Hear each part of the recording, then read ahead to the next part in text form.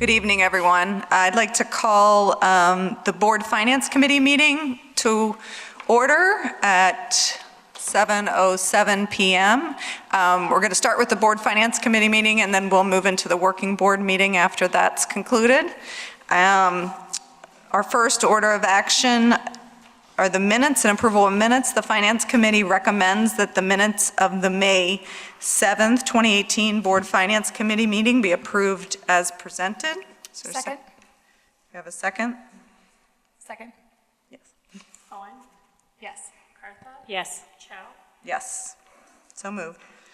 The next action item is related to our technology leasing for this coming year. I'm going to read the motion, and then we'll open it up for any presentation or questions by Joe. Okay. Stacey's pointing to Joe. It's going to be Joe. Finance. He looks so dapper. It's good that he would be. Okay. Finance Committee recommends that the proposed technology lease for FY19 be presented to the full board for approval. Have a second? Second. Okay. So with the second, we'll. Sure. I'm just before we start, I just want to. I'm sorry. I'm gonna. We have a couple of community members here who don't speak English, so I'm gonna translate a little bit in Spanish. Ahorita estamos en nuestra junta de finanzas y ahorita vamos a oír una presentación sobre la propuesta para el próximo año escolar sobre la tecnología que vamos a comprar para nuestros estudiantes. And so we move this smooth. Do you want to just? What I'm going to do, I'm going to summarize. Okay.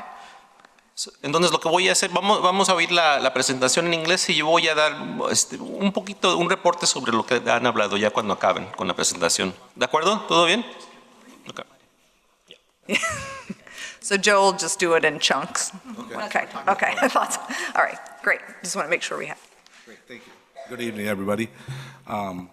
Before tonight, we're going to go through with what the tech lease for our tech purchasing for this year, and we're asking for $1.9 million as far as the tech lease, and what that includes is not only the one-to-one for the 6th grades coming up for next year and all of roads 6th, 7th, and 8th, but also includes the replacement of projectors, Chromebooks, and enhance the wireless system that's going to be going into our middle schools, and some instructional,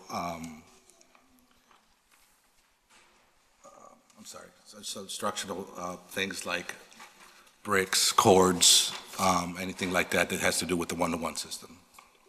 Lo que va a presentar es la propuesta para que va a ser $1.2 millones para comprar iPads y computadoras nuevas para nuestros estudiantes en las escuelas medianas y también reemplazar algunos de los computadoras que están descompuestas y a renovar el sistema de internet que tenemos aquí, que está un poquito viejo.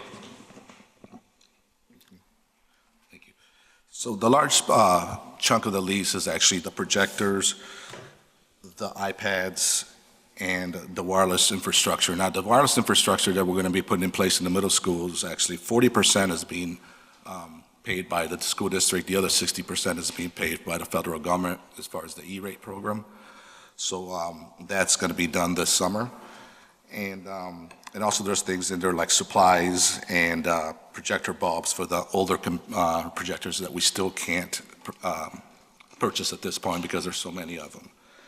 And there's also some consulting services in there. Just to let you know that the only thing that we're adding is the iPads. Everything else is just a replacement of old computers or old equipment. There's nothing being added except the one-to-one devices. Todo lo que vamos a hacer o que están proponiendo es que van a reemplazar y comprar unos nuevos iPads para los estudiantes. Lo demás es nomás renovar y reemplazar algunas cosas que tenemos un poquito que ya están descompuestas, un poquito viejas, ¿no? And I think just one thing to note, this lease covers technology that will be in classrooms kindergarten through 8th grade. The portion of the lease that is intended to move into the Access to Innovate program, which is the one-to-one program in the middle schools, we've bundled the one lease, but it's getting paid out of different accounts inside the district. And so the Access to Innovate equipment and costs are being billed to a separate account within the district in order to respect the cap in the budget that we've placed on the Access to Innovate program of $875. Thank you. Yep. Let me also add that these resources come from our operating budget, and that's a difference from the years past, 20 years past, where we've been paying for all of our technology in the past on our capital budget, which is effectively like buying or leasing on credit devices that may have a life of 3 to 4 years, but we still pay for them over a 20-year period. So we've shifted from that with the generosity of and the approval of the referendum, so that all of these resources are being spent through our regular operating costs. Entonces estamos usando los fondos de operación para comprar este equipaje y esta tecnología. Antes no usábamos la propuesta de operación, era la propuesta de capital. Entonces era pagado, entonces estos fondos que estamos usando, fondos de operación, gracias al referendo que pasó el año pasado, nos ha dado los fondos para poder comprar esta nueva tecnología. Okay, oh, great. So does anyone have questions about the technology lease? And thank you, Sergio, for doing this. I'm sure this isn't the easiest content to do translation for. I just, if you can just repeat what you said about the $875,000 for the one-to-one. Yeah, just repeat it and then maybe else. So we have a set budget for our Access to Innovate program. And so in that particular program number, we have built a budget for this upcoming fiscal year that does not exceed the $875,000. Does not exceed. And so and what we are doing is we're going out with one bundled lease for the simplicity of going to market, getting the lease, coming back. But then the way we're essentially keeping it in our books, the costs that are associated with Access to Innovate will go to the program number that is Access to Innovate. The costs that are going for the K-5 equipment will go to a different program number, so that we are essentially doing the bookkeeping on the backside to make sure that we are spending appropriately and within budget of the program. With the Access to Innovate program, we built the budget for this coming year, and we also built a 5-year plan to make sure that as we grew out over the upcoming years, that we were staffing and equipping in a way that would be sustainable over time. And so we have a 5-year budget and a plan that keeps us within that $875,000. Okay, thank you. Thank you. Entonces la propuesta es para here, explain it to me, because it's hard to explain. So then the Access to Innovate is $875,000 total budget out for 5 years, right? Annually. Annually. Okay. Entonces hay una propuesta que se llama Acceso a Innovación y la propuesta es por $875,000 y por 5 años, y para asegurar que sea sostenible estos cambios que queremos en renovar nuestra tecnología en el distrito. It was important to us that we had a plan that we viewed as being sustainable and in budget, and so we planned and moved forward with that very much in mind. And I think it's great that we are footing to that, so again, we can, report to ourselves as well as to the community that this is, because that money came through the referendum dollars, that we are meeting our promise around what we expected to fund and how we're going to fund it. So thank you for that. Sí, entonces está bueno que estamos reportando a la comunidad, porque eso fue parte de la promesa para votar para este referendo, que si sacábamos y lográbamos el referendo, íbamos a usar esos fondos para renovar nuestra tecnología. Thank you. Are there other questions? I have a couple little ones. One was just there's reference to the devices for King Arts being 5th grade. Are we doing iPads? Does that mean we're rolling out iPads to 5th grade there versus 6th grade? The King Arts model through Digital Promise was always 5th through 8th grade. So we're sustaining the program they had because King Arts runs a departmentalized structure for 5th through 8th grade. So we've maintained the way the program was set up over the last 4 years. Everywhere else it is 6-8. Okay, okay. Entonces, la pregunta fue que en la escuela King Arts el programa va a empezar en 5º grado para renovar la tecnología. Y en las otras escuelas empieza en el 6º. Entonces, lo que va a pasar es que King empieza con 5º grado y entonces vamos a mantener el programa que ya han tenido por unos cuantos años y a las demás escuelas va a ser unos nuevos fondos para renovar la tecnología. And then the second question was just the iPads that are being purchased is for access to Innovate this year, the 1,300 roughly. Is that approximately a third of the total that we'll need, or is it going to ramp? There are approximately 800 kids in each one of our classes, but when we took a look at the program, we opted to do 6th, 7th, and 8th grade at Bessie Rhodes next year because the teachers tend to teach vertically, and so since they teach English language arts in 6th, 7th, and 8th grade, if they're going to make that shift and be thinking about how to use technology and instruction, it's easier to then say each of your classes will have the technology rather than just one. So due to that model, we opted to go 6, 7, 8, 1 year there. We also we purchased the iPads for all of the teachers in the middle school this year, so they would have access to the professional learning, the opportunity to kind of dig into what we're doing. We also purchased some additional carts at Nichols and Haven, which will not be full iPads 6, 7, and 8, so that teachers who want to do projects using the iPads in 7th and 8th grade may, and they don't need to wait until next year. And so those devices will not be lost devices because they can become loaner devices in our program. They can also be repurposed into elementary schools. So they're all devices that we will get significant use out of. But that 1,300 is much larger than, it's closer to a 50% purchase than a 33% purchase. Okay, great. That's very helpful. So we would expect we're going to be on the order of 3,000 or a little bit less than 3,000 when we're fully That would be implemented? correct. Yeah, Okay. and we're basing our estimates based on some of the loaner rates that we've been using at King Arts and Shoot, but that is about right. Okay, thank you. Those are the only two questions I had. So the question was that again, at Bessie Rhodes, it's going to go out, it's going to roll out 6th, 7th, and 8th, as opposed to some other middle schools where it'll start in 5th and then go to 6th the next year, 7th and 8th. We will, yeah, we have essentially, so the Shoot and Bessie Rhodes will be 6-8 next year. Okay. Because they already are. You know, Shoot already is. Bessie Rhodes will join them. King Arts is 5-8 because that's the way it's been for Digital Promise. And then Nichols and Haven will be 6th grade only. Okay. And we're going to grow Nichols and Haven out ideally over the next year or two. The plan right now is 2, but if things go well, there's an option to potentially go a year earlier, depending on how we manage repairs and maintenance and training and all these things. Okay, entonces en Bessie Rhodes van a comprar iPads para los grados 6º, 7º y 8º. En Shoot y en King Arts van a mantener el programa que ya tienen porque ellos ya tienen sus iPads. Y en Nichols, 6th grade.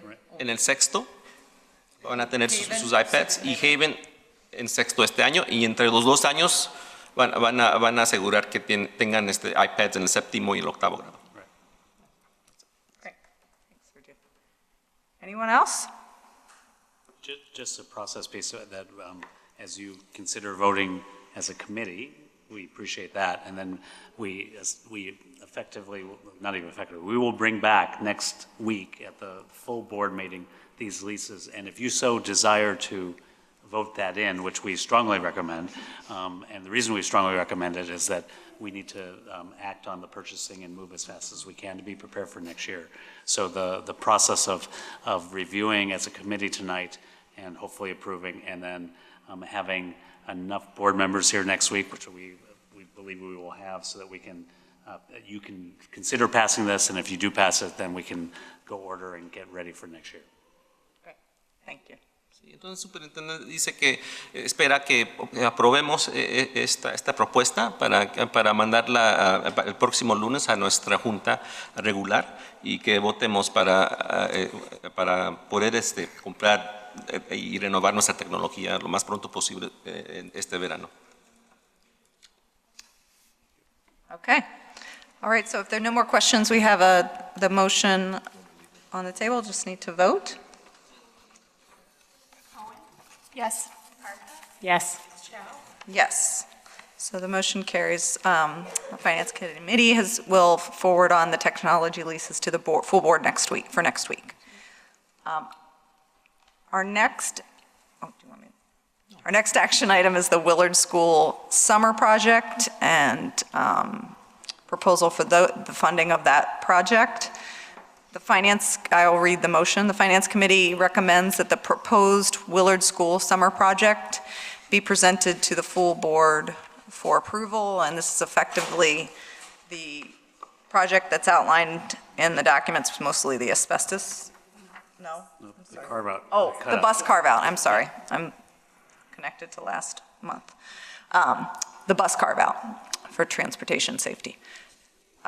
So, do we have a second for the motion? Second. It's going to be our second person today. Are there questions about the bus carve-out project, or was there? There's no need to present anything, is there? We'll just take questions. Kate's here as well. Oh, that's nutrition. Nutrition. Entonces, lo que estamos hablando Used to do ahorita, transportation. Yeah, right. No, Jordan did. Right. Boy. están if you can excuse me, ahorita estamos hablando sobre un proyecto de verano para renovar el estacionamiento para los autobuses en la escuela Willard. Sorry, I'm making it really difficult by making it interesting. Any questions about the carve-out? I don't think I see any questions. So let's go ahead and vote. Cohen? Yes. Yes. Yes. Motion carried. And the next action item is related to the food service satellite meals program contract for fiscal year 19, which we do annually to provide our agreement with ETHS to furnish meals. I'll go ahead and read the motion, and then we can have any questions. The Finance Committee recommends that the proposed intergovernmental agreement allowing ETHS to furnish meals in bulk to 11 District 65 schools for school year 2018-2019 be presented to the full board for approval. Second. We have a second. So other than questions, is there anything you wanted to present on this, or should we just? Okay. So again, this is an annual process that we go through to solidify our agreement in terms of the cost and the arrangements with our partnership with ETHS, which are all detailed in the memo. Do folks have any questions about that? I did have a question. I think if I remember correctly, last year we had talked about at some point in the future potentially putting the business out to bid, just to make sure that we were in fact getting a good deal and to suss out the satisfaction of the service provider as it is, et cetera. Just wanted to. I did follow up with that. One company I reached out to in the beginning of this year, and the per meal cost was $2.32. Without milk, we are paying $1.80 with the high school. And the other company declined to quote because we do not have a central kitchen for them to use. Great. If I can kind of add to it, the process of quoting meals, if you participate in the National School Lunch Program, is actually convoluted. You have to get permission from the Illinois State Board of Education, Nutritional Services. You have to go through the bidding process. And gosh, hardly do they approve any of the bids for you to go out and bid from an independent party. So yeah, it's not like bidding anything else. Interesting. Thank you. Thank you. I just had one question, which was, have we ever considered doing a multi-year agreement? with the high school, and why wouldn't we do a multi-year agreement versus an annual agreement? I don't have an answer. Okay, It's worth pursuing. just something that we might pursue, even if annually we look at the food cost. I don't know whether that's the factor, because the input costs change, but just, it might make it easier to do a multi-year agreement. We'll look into it. Okay, Yeah, it's a nice thank you. idea. Anyone else? How many years have we been doing this with DTHS? Since 1996 or something, long time. Okay, well, thank you to our partners at ETHS for continuing to provide good pricing. Thanks, Kate, for inquiring about whether we might have a better deal somewhere, and looks like we don't. Let's go ahead and vote. Cohen? Yes. Yes. Yes, motion carries. Okay, so acabamos de discutir un acuerdo que tenemos con la secundaria ETHS y ellos, el acuerdo es que desde 1996 ellos han ayudado a proveer comida a nuestras 11 escuelas en el distrito. Entonces, ahorramos muchísimo dinero en este acuerdo con ETHS. Y esta es nomás una aprobación porque lo aprobamos o no lo aprobamos cada año, pero lo hemos aprobado desde 1996 y hoy sí se acaba de aprobar. Thanks. Okay, so we will, we have one more, oh no, we still have a few. Okay, the IDOT hazard approvals action item is next. The next several are a series of actions we typically take in the spring that are required, mostly required of us annually. So the IDOT hazard approval, the Finance Committee recommends that the list of Illinois Department of Transportation approved hazards for the 2018-19 school year be presented to the full board for approval. Second. Thank you. Any questions about the IDOT hazard? The list comes out annually, and we typically approve it annually. Is there any change from last year? No change. Okay. Sergio, do you want to summarize that? Yeah. Or why Oh, don't you you have a question? vote and then Okay. I'll summarize. Okay. All right. Vote? Yes. Yes. Yes.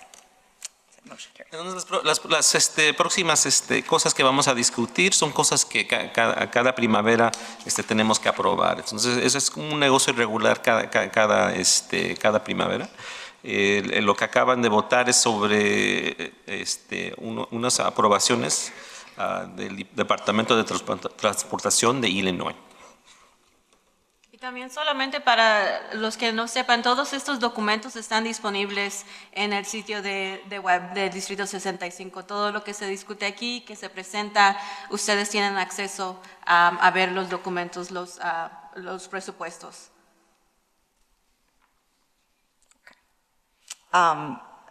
The next action item is the CLIC insurance renewal premium payment for fiscal year 19 as well.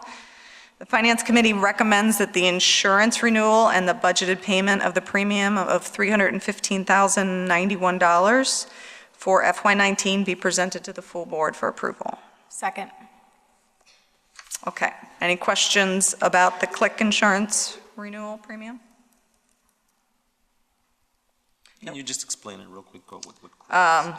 Okay, so CLIC is our insurance, well, I'll let you guys explain What it. it is CLIC actually stands for Commercial Liability Insurance Carrier. It's a cooperative of over close to 200 schools in Illinois that pulls together to be able to buy commercial liability insurance to insurers for things such as board liability, commercial liability without some of our buildings, when things go wrong, like flooding and things like that. And that's the premium that we pay to belong to that co-op. It's actually less expensive than if we were to go out and try to negotiate and buy coverage on our own. Got it. Ok, entonces lo van a votar ahorita sobre una aseguranza que es un consorcio de que somos parte, como un distrito, con otros 200 distritos escolares para ahorrar dinero. Entonces, si buscáramos aseguranza así solo, como un distrito solo, nos saldría más caro. Entonces, vamos a seguir con esta aseguranza que tenemos. Okay, so if there aren't any other questions, we'll vote for the Finance Committee. Yes. Yes. Yes. Motion carries. We have 3 more action items. Action item 7 is the self-workers' compensation renewal and premium payment also for fiscal year 19. And the motion is, the Finance Committee recommends that the workers' compensation renewal and the budgeted payment for fiscal year 19 be presented to the full board for approval. Second. It's been seconded. This is our annual workers' compensation payment, and are there any questions about that? Okay, we'll go ahead and vote. I'll explain. Yes. Yes. Yes. Acaban de aprobar la compensación para trabajadores que tenemos aquí en el Distrito 65. And then action item 8 is our prevailing wage resolution for fiscal year 19, which again we do annually. The Finance Committee recommends that the prevailing wage resolution for fiscal year 18-19 be presented to the full board for approval. Second. Questions? Okay.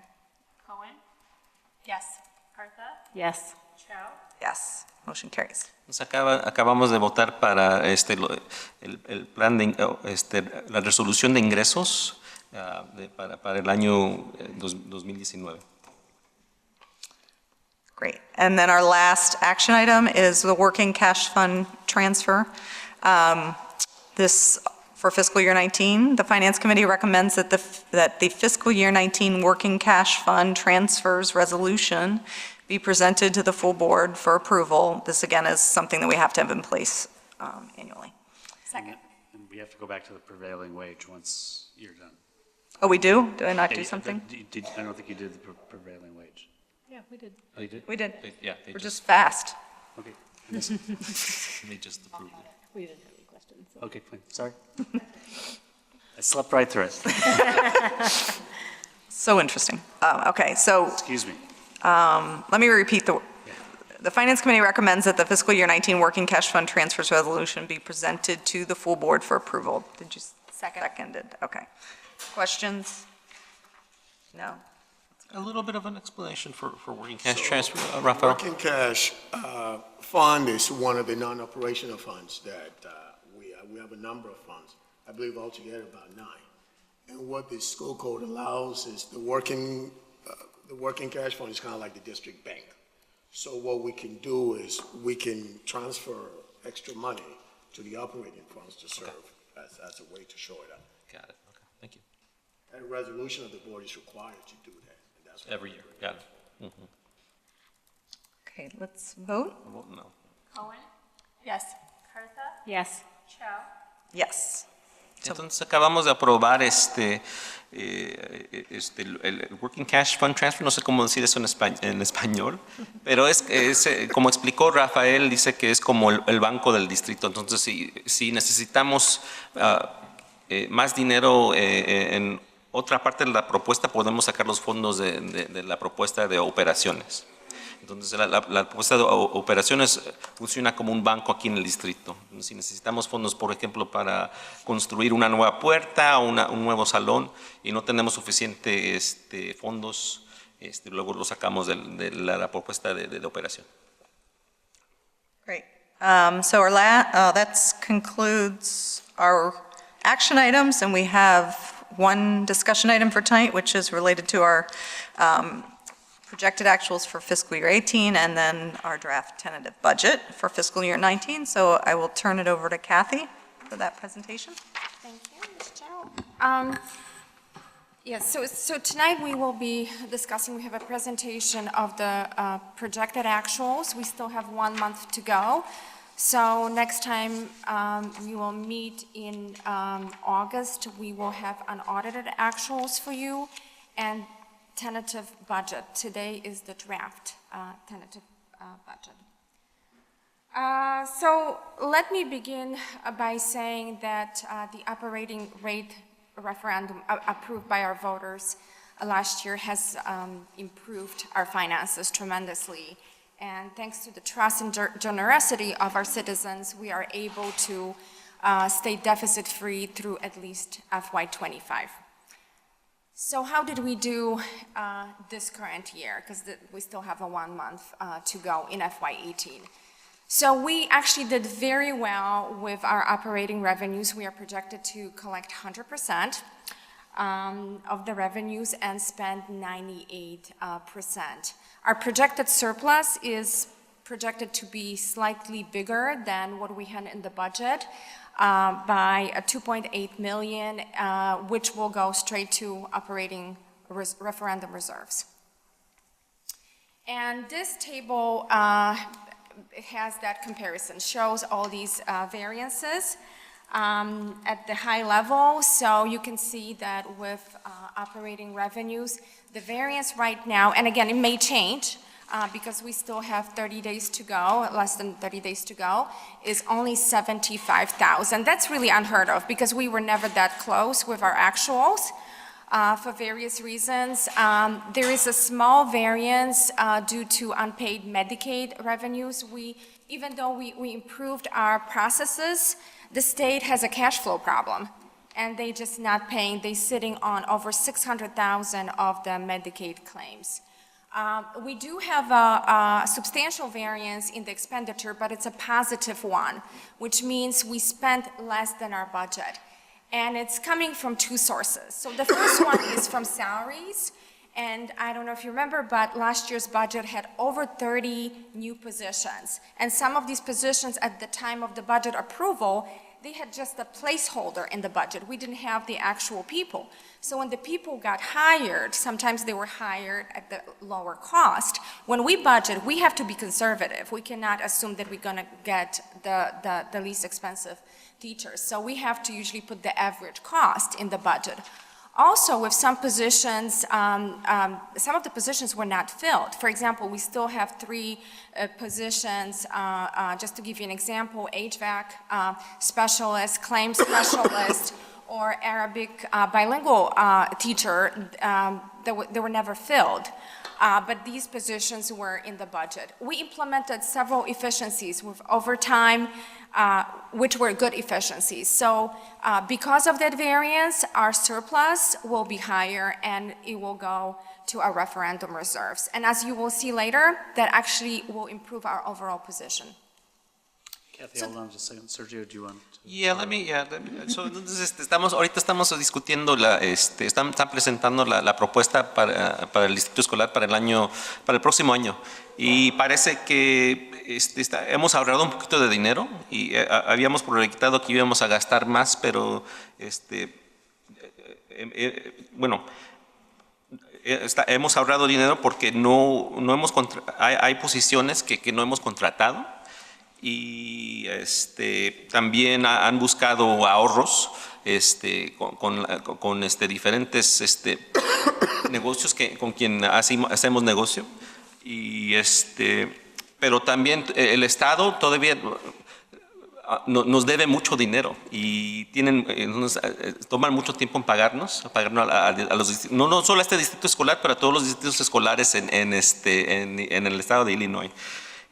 Pero de todos modos, aunque ellos no nos han pagado el dinero que nos deben, todavía hemos salido con muchos ahorros este año en nuestra propuesta.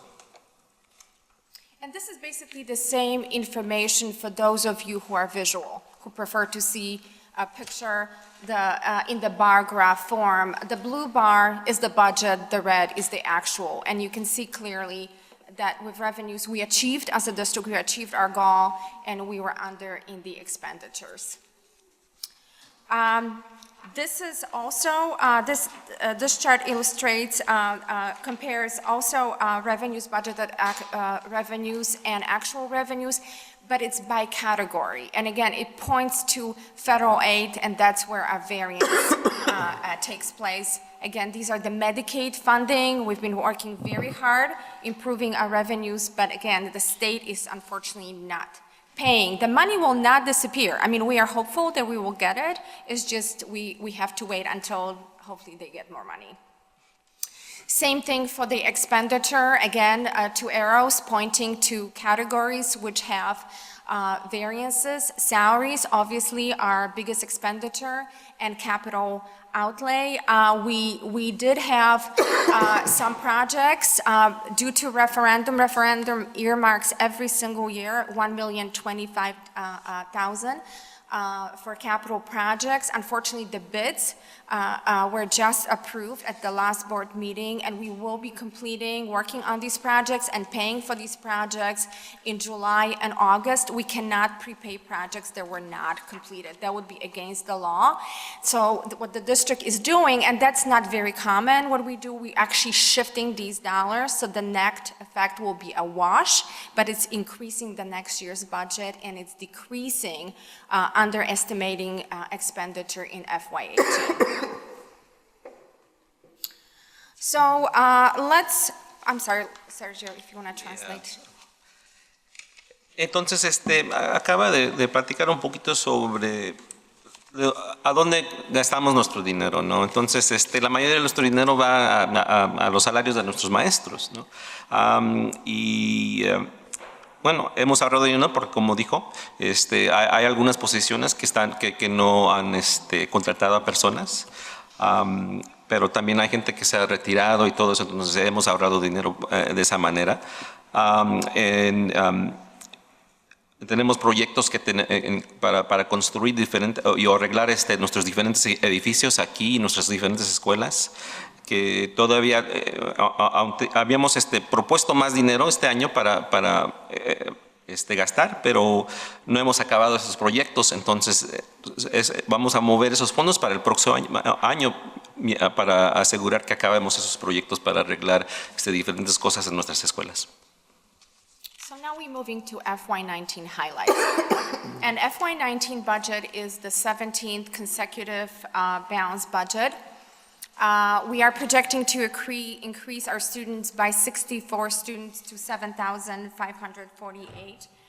And the spending is aligned with priorities, and I'm not going to read, but you can see on the screen a long list of district strategic and instructional priorities. Revenues are projected to decrease by 3%, and it's not because all of a sudden we're losing revenues. It's because when the referendum money started flowing in this fiscal year, FY18, we actually received 1.5 amount of the referendum, which was approximately 22 million. It would be ideal if we got a chunk of it in FY17 and then the rest in FY18, but that's not how the county clerk pays. They just give you a half in the spring, and then the whole adjustment came in the fall of 2017, which was FY18. And I know it's really messy, it's complicated, but we got the money that was owed to us, and now in FY19 we are getting a normal allotment of 14.5 million. But that's why it looks like the money is decreasing.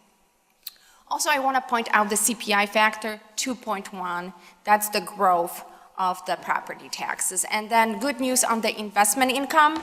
We actually getting a lot more money. Our actual is exceeded the budget in FY18 by 100%, and we're expecting that revenue to grow next year. Also, a few things to point out. There is a new revenue from Northwestern University, payment in lieu of taxes pilot of $141,000 in the budget, but we do not have a surplus payment from the city, from the TIF. As you're all aware, evidence-based funding replaced general state aid, so that's staying, that is projected flat and stable as long as student enrollment stays stable. And of course, federal revenues are big unknown, but we are projecting a flat stream of revenues. Mucho para explicar. Good luck. Lots to explain here. Let me see if I can do it. Entonces aquí acaba de presentar la señorita Zaluski que en la propuesta del próximo año estamos tratando de hacer predicciones, ¿no? Porque entonces vemos que en el año que entra el dinero que vamos a colectar va a bajar por 3%. Y también que van a crecer las taxas de propiedad por 2.1% de CPI. ¿Qué más?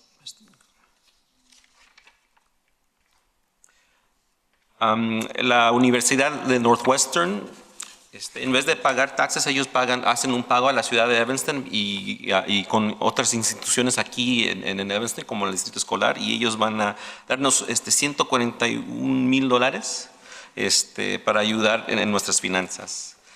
El Estado ha adoptado una nueva estilo de propuesta que se llama Evidence-Based Funding, o fondos basados en evidencia. Entonces, el cambio es que hay distritos en el Estado que van a recibir, que necesitan más dinero porque tienen más necesidad, que van a recibir más dinero. Y distritos como el de nosotros que sacan, bueno, no tiene tanta necesidad, por ejemplo, como en Chicago, no vamos a recibir tantos fondos del Estado como antes. Entonces eso va a quedar, no vamos a recibir muchos fondos del Estado y fondos del gobierno federal también proyectamos que no vamos a recibir mucho dinero del gobierno federal.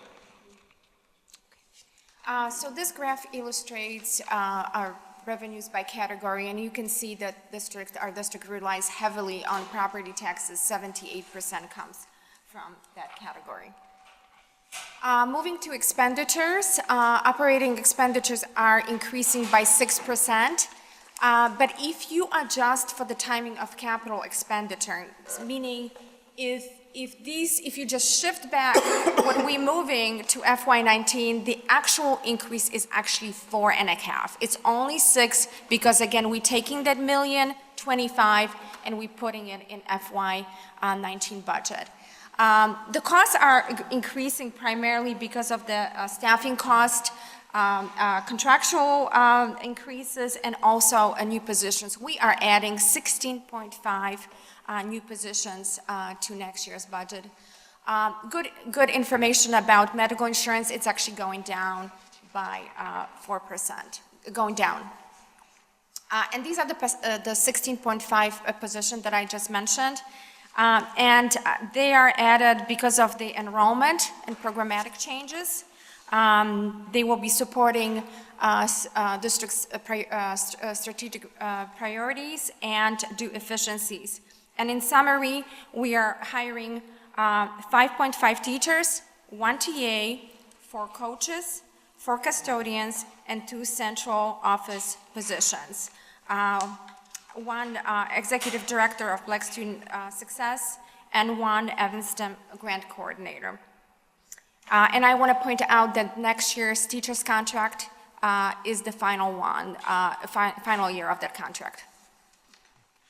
Entonces, acaba de discutir lo que vamos a expender o gastar el próximo año escolar. Entonces, como dijo hace un ratito, que la propuesta para operaciones va a subir por 6%. Y la mayoría del costo es los salarios de los maestros, ¿no? Y también los arreglos que vamos a hacer a los diferentes edificios aquí que tenemos en el distrito. El costo de la aseguranza para nuestros maestros va a bajar por 4%. El costo de la educación especial sigue subiendo, entonces eso vamos a gastar un poquito más dinero en educación especial. Y también vamos a contratar a más maestros en la escuela, en la middle school, en la escuela mediana, 3.5. y vamos a tener 2 maestros para nuestros estudiantes ELL, que están aprendiendo inglés. Y también van a haber 3 posiciones para ayudar con la equidad y el trabajo que estamos haciendo en contra del racismo aquí en el distrito. Entonces, y tenemos una posición para un coordinador de dinero para Evan-STEM, que se trata de ciencia y matemáticas, y 4 custodians que ayudan a limpiar las escuelas aquí en el distrito.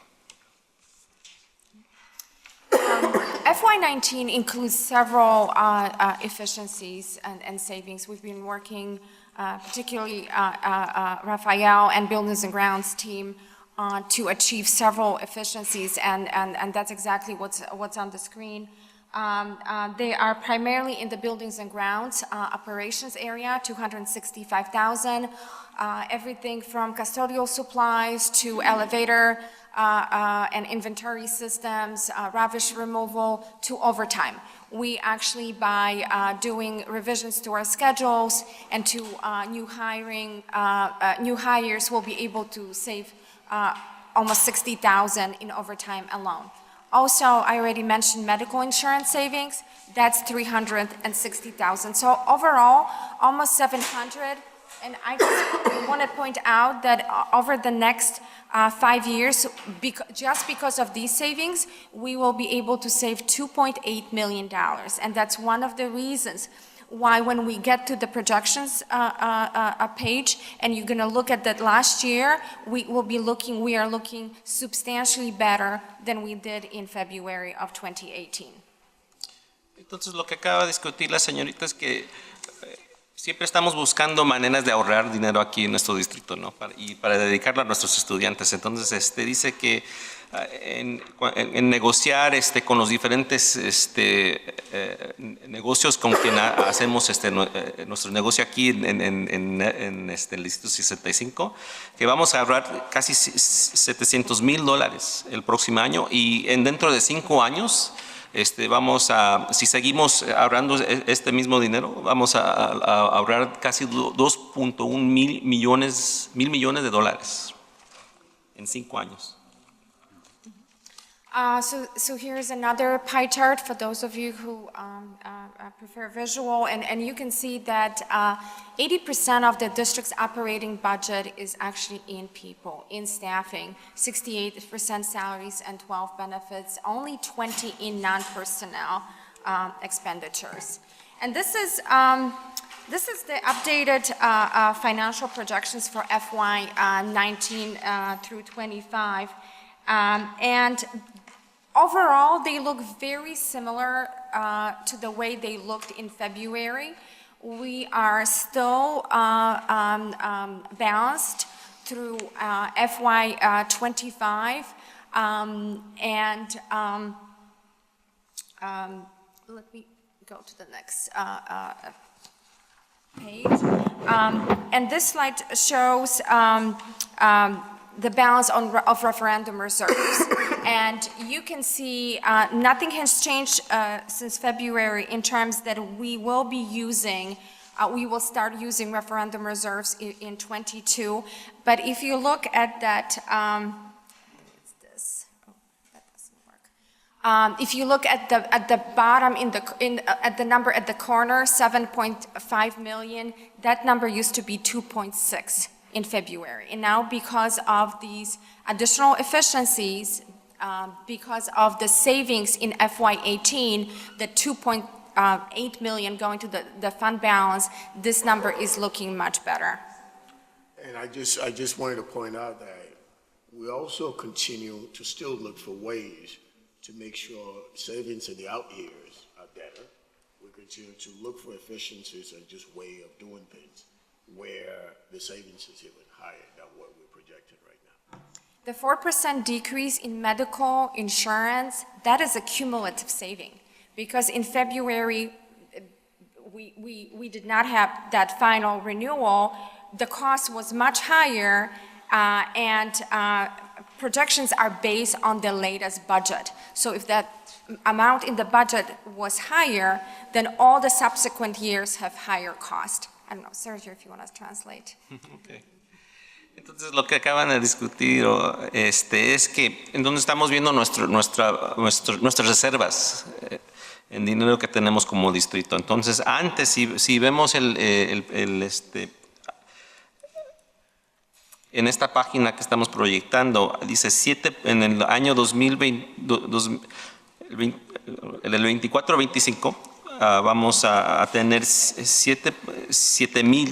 $7,500,000. Y antes, en febrero, era más poco, era $2 millones. Entonces, porque el distrito siempre está buscando maneras de ahorrar dinero, ha mejorado ese número. Entonces, estamos aguardando más dinero en nuestras reservas y necesitamos este dinero en nuestras reservas porque por si acaso a lo mejor no... Si tenemos un tipo de emergencia que a lo mejor el gobierno federal no nos para de dar dinero, entonces vamos a tener esas reservas ahí para cubrir esa parte de nuestra propuesta. Pero como ven y están presentando que estamos ahorrando más dinero y como el año pasado habíamos proyectado de nomás ahorrar $2 millones, ahora estamos a $7 millones y si seguimos con las mismas prácticas de buscar ahorros, va a crecer ese número. Just one more point on these charts. As promised, as we went through the referendum through fiscal 25, which is the year 24-25, we are balanced on the bottom line. But in fiscal 23, which is the 22-23 school year, that's the first year where our expenditures will exceed our revenues. And so that's a clarion call for us as budget managers and as financial managers of the district to continue the work on finding efficiencies while still meeting the needs of the district. Sí, entonces lo que acaba de decir el superintendente dice que aunque hemos ahorrado mucho dinero y están mejorando nuestras reservas, de todos modos en el año 21-22, el año escalar 21-22, es la primera vez donde que vamos a estar usando más dinero que estamos coleccionando. Entonces, como distrito tenemos que seguir con esta práctica de tratar de ahorrar dinero y para asegurar que que tengamos reservas para asegurar una buena educación aquí en el distrito. The district's board and administration is committed to preserve referendum reserves. And I know this is very difficult to read, but this is a copy of the resolution that was approved last April to outline the spending and also to limit additional spending from the referendum reserves.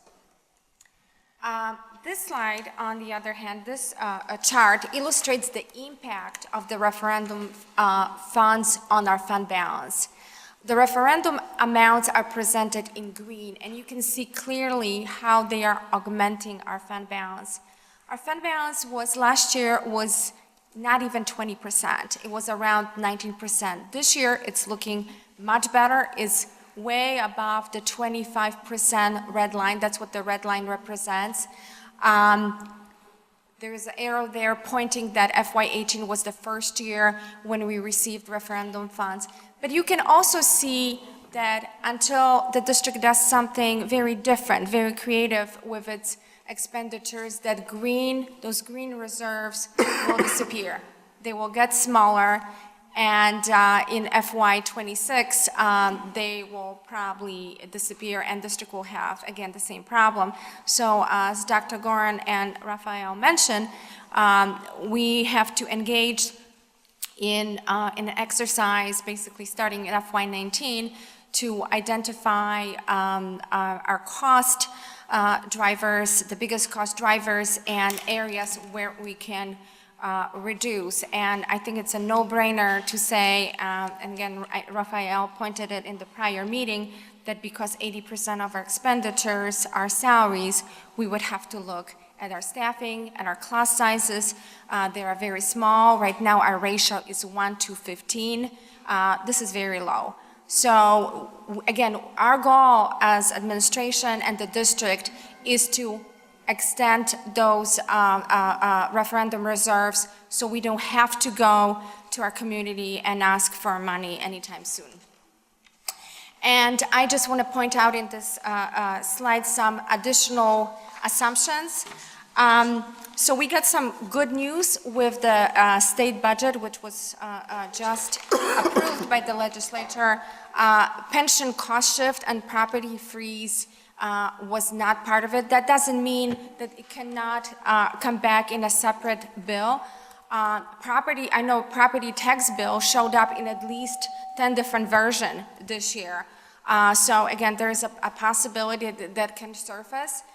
We will be adjusting our final budget if the legislation is not passed by September. But again, there's a lot of uncertainties regarding CPI factor. We are assuming 1.5 for the future years. We don't know what's the cost of labor is going to be. Again, FY19 is the final year of the teacher contract, and federal revenue is a big unknown. And this is a final slide and basically just outlines the next step in the budget development.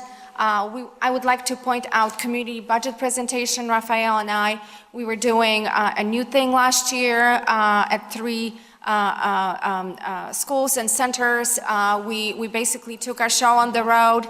So we invite our taxpayers, parents and students to come and ask tough questions of us, and we are committed to transparency and providing information so it serves our community the best it can. Thank you. Entonces ya acabó con la presentación, pero tenemos unas fechas donde vamos a tener esta propuesta que han presentado no está acabada. Entonces en el 13 de agosto van a hacer otra presentación aquí al distrito escolar, y la semana del 3 de septiembre también van a tener juntas en la comunidad para presentar la propuesta.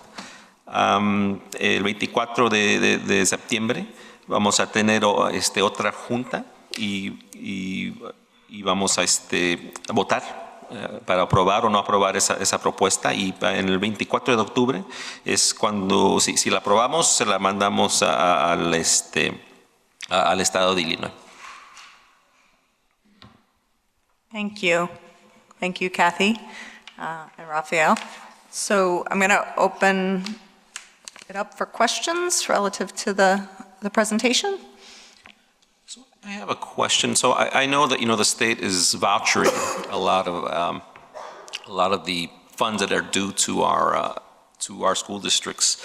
I have run across in my work at the state board, and we've advised folks who've had money that's been owed to them to talk to Susana Mendoza, the comptroller, because that's where voucher payments go. So that would be something that I would recommend, because I think what the state board will do if a school district really needs those funds, we ask them, okay, well, we need you to contact the comptroller's office, and then they can accelerate the payments of those voucher payments that are waiting to get paid out, right? Entonces mi pregunta es que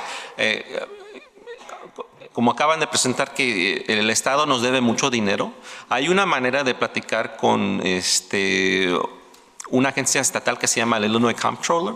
Y la directora de esa agencia se llama Susana Mendoza. Y si un distrito necesita ese dinero y está bien retrasado, pueden llamarle a la oficina del Comptroller para pedir ese dinero más pronto y más rápido, más seguido.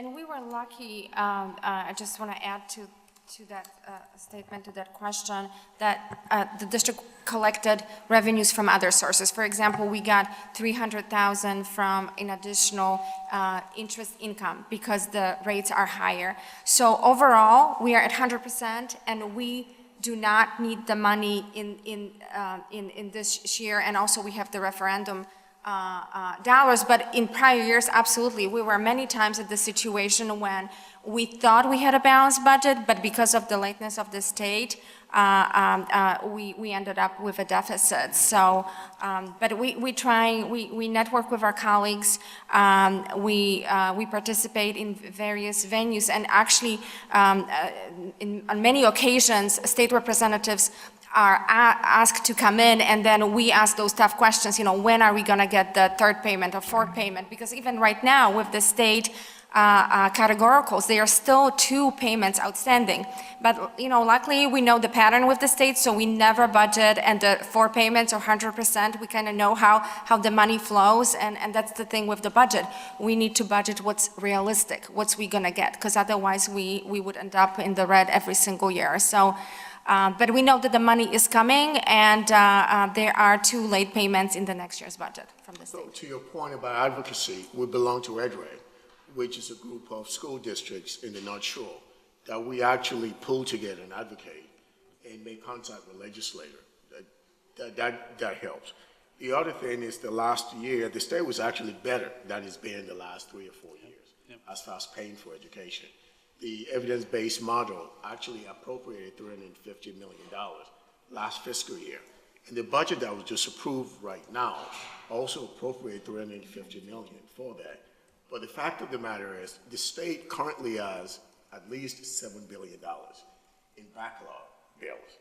That money was actually not put in revenue estimate for the budget that was just passed now. So it's a very good possibility that the comptroller has to juggle to find out what she has to pay. There was revenue for the past budget, for the current budget that was passed, but there was no revenue appropriated to pay the $7 billion in outstanding bills from prior years. And one of the things that we've been doing has been rather aggressive on Medicaid, and yet the state has been lagging behind and will continue to lag behind, and that's one of our worries. Entonces la respuesta que acaban de dar es que sí han tratado de platicar con el Estado para asegurar que manden los pagos a nuestro distrito más seguido.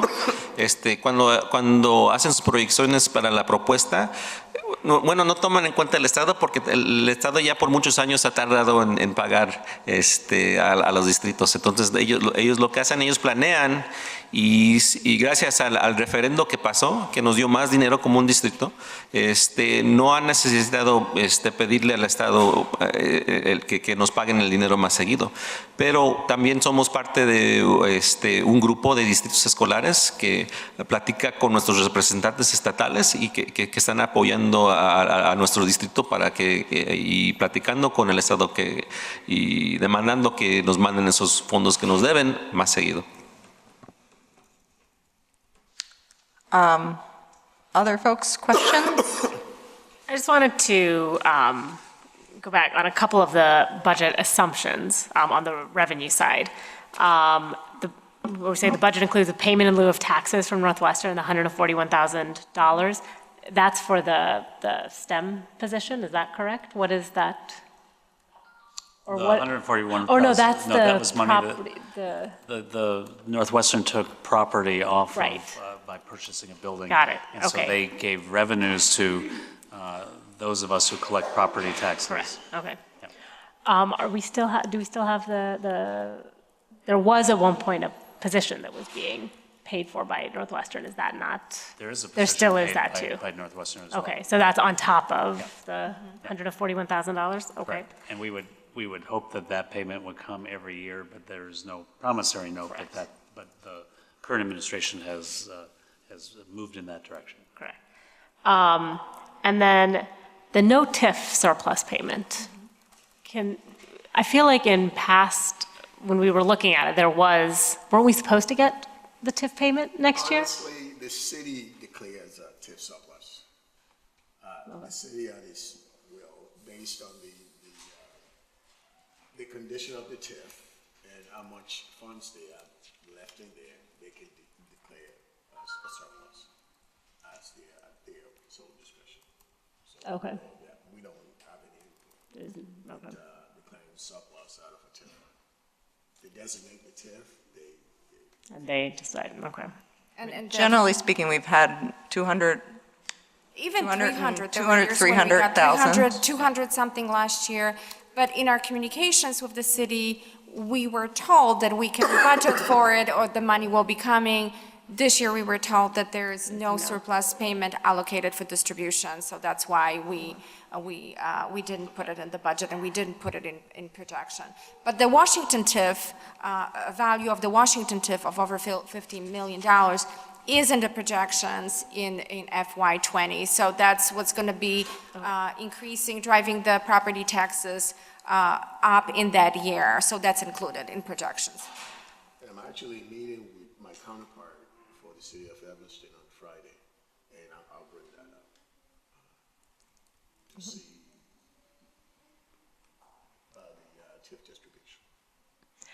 And then the other thing I just wanted to kind of highlight on the evidence-based funding, which the positive of that passing is that we didn't see a reduction in what we receive from the state. But it does mean that going forward, we're not going to see any increases based on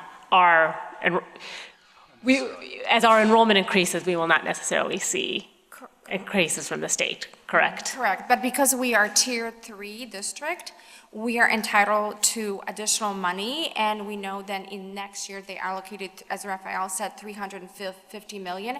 I was very surprised to see that they actually paid us their new money in this year. The district received $216,000. Again, I was very surprised because they cannot even make their regular payments, but they did give us the new money.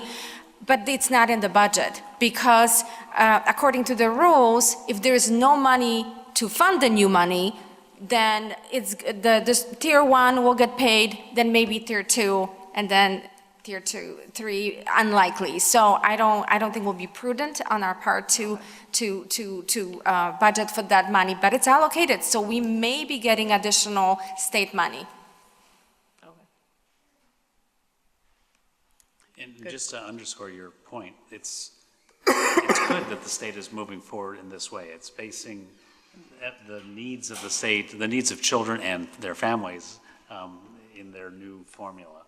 But we don't know what that means going forward for us. Right now, we're fine. Mm-hmm. And even if I don't want to get too much, even with the budget that was passed right now, there were certain assumptions made about revenue that if you actually think about it, I'm not sure it will pass because there was an assumption, for example, that the Thompson Center was going to be sold for $400 million. That has been in the budget for the last few years. Yeah. No one really knows the value of that building. There was also an assumption of a savings of $324 million for discounted pension, which employees who are eligible to receive pension, instead of getting the COLA that they will get every year, they would take 70% of that value right now, and they wouldn't get those COLAs. Now, no one knows. There were no actuarial determination to see how many people will actually take that. So there are some revenue assumptions that were made that seems shaky to us. So, we will see what happens. All right, thank you.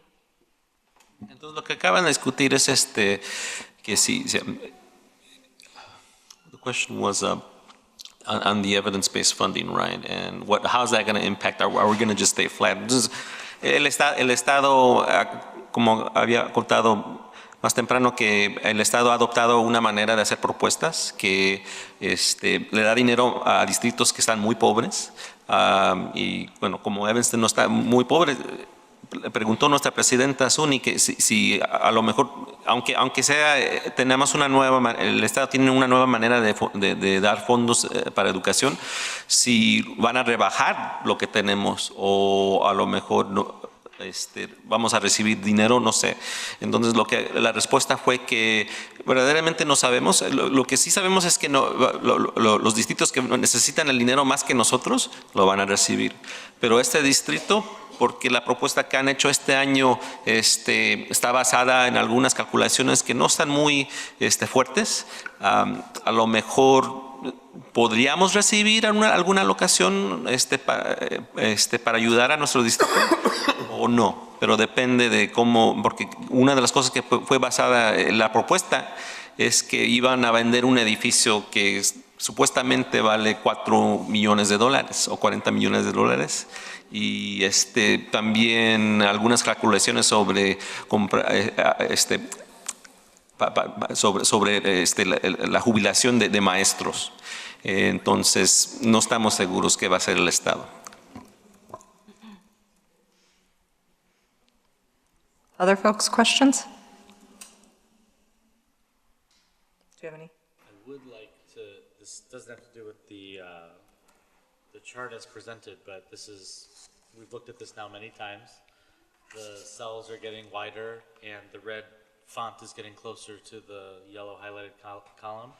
And you referenced the need to, at some point, look at, what to do.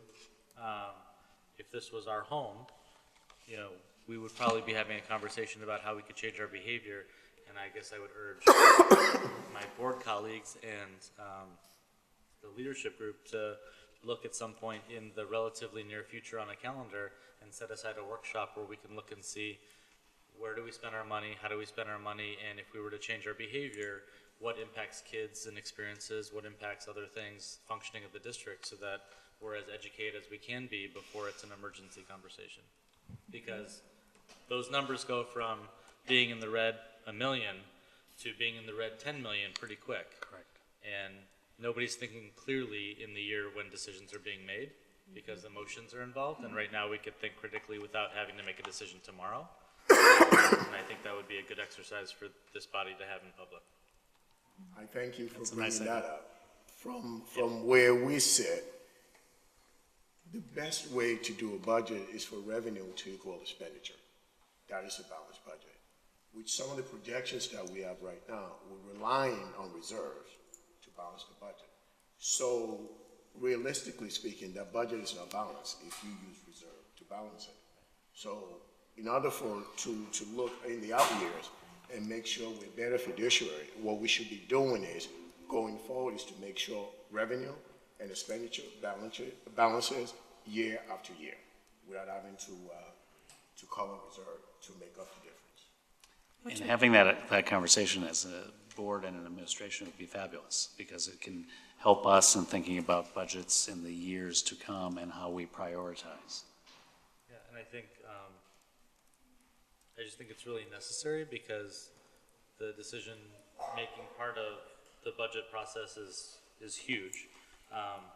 And one minor note on page 17, there's a decimal point where there should be a comma, and it should be $2 million instead of $2. Right in projected year 2020 and 2021, only because these are actual numbers, I want to make sure that it's a comma. Which page? 17? Page 17, 2021. 2021. Only because we posted places. Entonces, lo que acaba de proponer mi colega Joey es que le gustaría hacer un ejercicio con en nuestra cámara aquí y con ustedes, el público, sobre cómo se gasta el dinero. Entonces, cómo usamos el dinero de la propuesta, cómo se parece en cada departamento, y para ya cuando llegue el día para hacer la decisión sobre aprobar la propuesta o no, estemos bien informados. So to that point, I have a couple questions, because as we make choices now, it impacts the future years, because ostensibly we're going to be building on those choices. And a couple of them are related to the bigger things. So first, just in terms of the salary assumptions for the coming year and the increased FTEs, I wanted to ask one about the Evanstem grant coordinator, moving that to a consultant role versus a staff role. And is Evanston, the grant is a certain period of time, correct? It's not into the future. So I'm just wondering why we made the decision to move that into a personnel position when it's related to revenue that may not be here going forward. At some point going forward, I don't know what the term is. So the grant itself that we got from the Noyce Foundation is over this year. We do have some carryover. We have some resources available over the next, at least this next year, from the partners to be able to support the position going forward. And what we believe is we're right on the cusp of working with the Northwestern colleagues especially, and getting some funding that would actually support this and sustain this over time. And so in order to do that, we also see the importance of the consultant, the incumbent, who's the consultant, preferred to be on a staff position. And so we thought it made sense to do that for at least the next 2 years, where we would hope to get outside funding to be able to sustain it. If we don't get it, we'll probably have to move away from our support of the program. Okay. And then the other staff question was just related to the movement, I guess the efficiency gains of 60,000 for overtime for the custodians versus the 4 increased custodians. So That's a good question. net, is that net 60,000 in saving, or that's gross savings on the overtime that becomes neutral with? It actually is the latter. It becomes neutral. Okay. It becomes neutral. And what we also believe is that we will have cleaner buildings, because currently we use a lot of floaters to clean our buildings. And the floaters, there's a lack of reliability with those folks. We staff them, and we lose them more quicker than we can staff them. And some of them, we staff them, they never show up for work. Some of them, they show up the first day they quit. So it's impacting how clean we can get our building. And the thinking is, if we have employees whom we're paying a salary, there's an investment in the community at the school, there's an investment with our children, there's an investment with our teachers, and there's an opportunity for us to get our buildings cleaner. I totally get that. I'm just looking at the numbers. So, and is that net neutral, is that fully loaded? Yes. So, Yes. meaning? Because a couple of things we're currently doing is that we spend a lot of money. Since we have floaters whom we can't get to do work, we have current employees that we're paying a lot of overtime to. So if we have those, we ran the numbers, if we have those 4 new employees that we're paying at the base starting rate, and they can work more, so there will be less need to pay our current employees overtime, double overtime, sometimes double time and a half. So that's where the numbers flush out.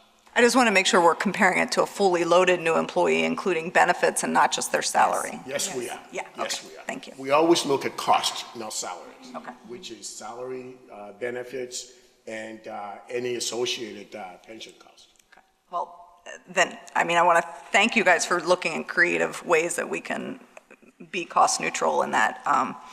But I just wanted to ask the question. And it's actually 2-pronged savings. I mean, we're saving in the floater budget because we are budgeting less, and by adding these 4 positions with benefits, we are budget neutral. But then in addition, we're saving on the overtime due to additional efficiencies, schedule changes. So the 60,000 is a true savings that's It's a net savings? Yes, yes. Okay, so I was thinking it was gross. Okay, great.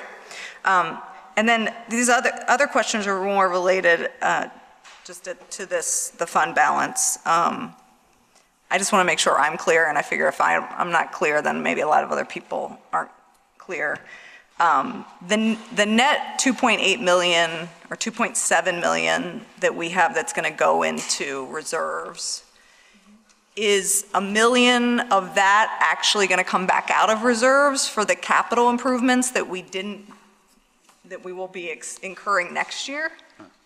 So it contributes to the savings. Yes, because we budgeting more expenditures, so those expenditures will eat that fund, balance or surplus next year. So that's why it's a wash. Okay. We just moved it. So, We just move it, yes. yeah, so for example, if we use accrual accounting, then it will make no difference. Since we do cash basis of accounting, when we incur the revenue and we actually spend the money, it's the way we book it. Since we wouldn't spend the money this year, we will actually spend it next year. We have to move those expenditures to the year they will be spent, which is in 2019. I just wanted, Kathy was making reference to the number at the far right of the grid going from 2 million, 2.5 million to 7 million now of being an excess reserve. And I just want us, if a million of that. But that's over the years, because you also, in addition to But a million that, of that you're always isn't- saving every year, because the numbers have changed. I understand, but a million of that 2 million, that 2.8 that we're plumping in there this year actually isn't going to stay there, right? Right, correct, So yes. it may not be 7 million, but, Right. okay. So I just don't want us to start anchoring on numbers and then they go back down and we wonder why they went back down. So, Right, but even to add to that question, because I was really surprised when I ran the numbers and I saw the big surplus, and I thought, wow. So I laid side by side the February projections and the updated projections, and even though the revenues didn't change that much, we actually allocating a little bit more for the refunds, but it looked very similar, but the expenditures have changed. Because of these less expensive positions, the overall cost of salaries, for example, is less. It's less every year. The benefits, it's less every year. And so it really adds up. and I would just say to that point, I mean, we are starting to have, or you all, maybe we haven't engaged in it, but those activities are going to contribute to us being able to make this work longer, right? That's right. Be functioning longer if that continues to grow beyond what we initially assumed, although we probably have to have a more cohesive kind of discussion about it. And in this year's current budget, we did, partially by contractual agreement, we added 30 positions. In the budget that we're proposing, we're adding 16 positions. So that's not freezing positions, but it's not also matching what we've done in the past. And we were being cognizant of that. And indeed, as Raphael and Kathy say, we're going to have to think about how we manage the needs that we have in the district and the hiring needs that we're going to be facing over time. And that's where my question came from, and Right. by no means am I trying to recreate the energy and the anxiety around what was the referendum decision and cuts to programs and things like that. And that wasn't my suggestion, but Raphael's been here now for a year, and he was not here for that referendum process. Right. And a fresh set of eyes gives us a on-staff auditing perspective from the business office that we can leverage only as long as the eyes are still fresh to the organization. And I know it takes months for you to actually prepare to share information for us to have a conversation in a way that can be compartmentalized the way that I'm suggesting. And I think it would be prudent for us to know approximately when we could have that board conversation so that you have enough time to prepare it in a way that we can digest it, ask questions about it, and have that conversation. Again, only to avoid a community crisis of needing more money because we're living outside of our means, if we already know that that's what we're doing. Absolutely, I couldn't agree with you more.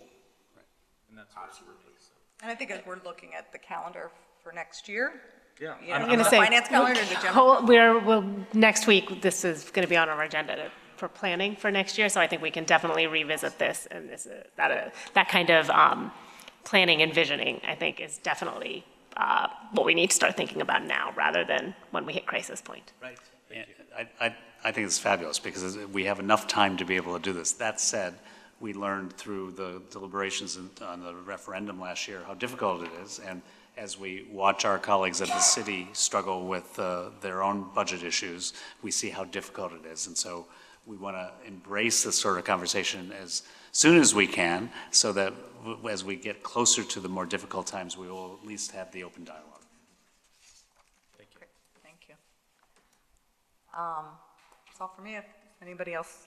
So we will be looking at tentative next, all the terminology, Yeah, this is the schedule. in August. In August. Okay, all right. Thank you. Is there anything?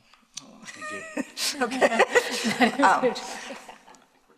All right, so with that discussion, then I think we're ready to adjourn the finance meeting. Before we do that, thank you to those of you who are out there who haven't attended a finance meeting before, or please come back again. And thank you to our wonderful translator who's not getting paid for this, but Well, maybe he is, I don't know. No, he's not being paid. No, I'm just kidding. Of course he's not. He's a board member, he doesn't get paid for anything. Entonces, With deep appreciation. Yes, with bueno, deep entonces, appreciation. le queremos dar gracias a ustedes por asistir esta junta de comité de finanzas. Aquí es donde discutimos pues, cómo gastamos el dinero para el distrito. Entonces, su voz y su presencia aquí es muy importante porque pues, ustedes tienen un papel que jugar en este proceso. Entonces, los invitamos que vengan otra vez en agosto. Creo que va a ser nuestra próxima junta de finanzas para platicar sobre lo que ustedes quieren que nosotros gastemos nuestro dinero, ¿no? Y porque últimamente queremos servir a nuestros estudiantes y a nuestras familias aquí en el distrito, pero gracias. So we will adjourn the Finance Committee meeting at 8:32 p.m.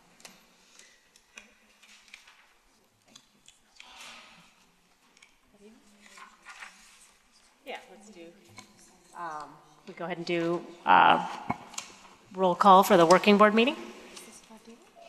Cohen. Here. Mendoza. Here. Dapper. Here. Hernandez. Here. Chow. Here. Here. So first item on our agenda is superintendent and board remark. Good evening and welcome again, and thank you all for being here this evening, and we appreciate your patience. I'll keep my comments rather short. Today was the last day of school for the 2017-2018 school year, and I want to first and foremost congratulate all of our students who did very hard and engaged work over the school year. And I second want to thank all of our educators, from the custodians who are working in the buildings to our principals, all of our teachers and our support staff, our social workers who did such wonderful work this year during the year. And last but not least, to each and every family member who's been supporting their child during the school year, we salute our children. Second piece is that there is no school tomorrow, so I just want to be clear for young people in Evanston. It is now we declare summer. For our educators here in the district, we continue on tomorrow, and we have a very important day of professional learning that is a combination of some of our very essential safety training for our educators under the umbrella of the ALICE training mode. And it's combined with work that we're doing on restorative justice and really how do we create the environment so that our schools are safe, how do we make sure that we're safe, and in case of an emergency, how do we act and act fast to make sure that we are engaged in doing everything we can to effectively save lives. I want to salute my colleague, Dr. Kelgati has organized this work with Joyce Bartz and Stacey Beardsley and a whole team of folks. And we will be starting our day at schools tomorrow at 7:15 in the morning for the educators and the adults, not the kids, as we work through a day of safety and positive climate. And I just want to say thank you to Andalip especially, but Andalip, Joyce, and Stacey for the concerted effort to get ready for tomorrow. Okay. Entonces, el superintendente tenía sus comentarios y dice, pues gracias a Dios que hoy es el último día de escuela, no va a haber escuela mañana, y le da gracias a todos los padres aquí en la comunidad por apoyar a sus hijos en nuestras escuelas. Y también comunicó un poquito sobre los entrenamientos que van a ocurrir este verano con nuestros educadores sobre la seguridad aquí en nuestras escuelas, y le dio gracias al asistente superintendente Andalip Kelgati, a administradora Stacey Beardsley y a administradora Joyce Bartz por la ayuda en organizar esos entrenamientos. Gracias. Do we have any board comments? Okay. Then we will move on to public comments. Members of the public are welcome and invited to address the board during open public meetings. The Board of Education will not permit the voicing of personal attacks against any district employee. Please remember to state your name and that Typically we do allow 30 minutes of public comment during working board meetings. Given the number of commenters we have, we will ask that we limit comments to 2 minutes, and then we'll also allow for a translation period. Entonces vamos a empezar nuestro tiempo de comentario público. Entonces las reglas son que vamos a tener 2 minutos para presentar y hablar, y no podemos atacar a miembros de nuestra Cámara aquí, Junta de Distrito 65, y vamos a dar tiempo para traducción también. Okay, so our first speaker will be Alejandro Mateo.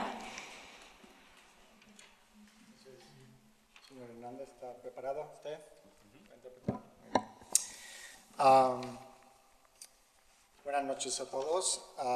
Agradecimiento al Dr. Gore y al resto de la Junta, y en especial al señor Hernández por interpretar hoy, digamos, aquí a la población, ¿no?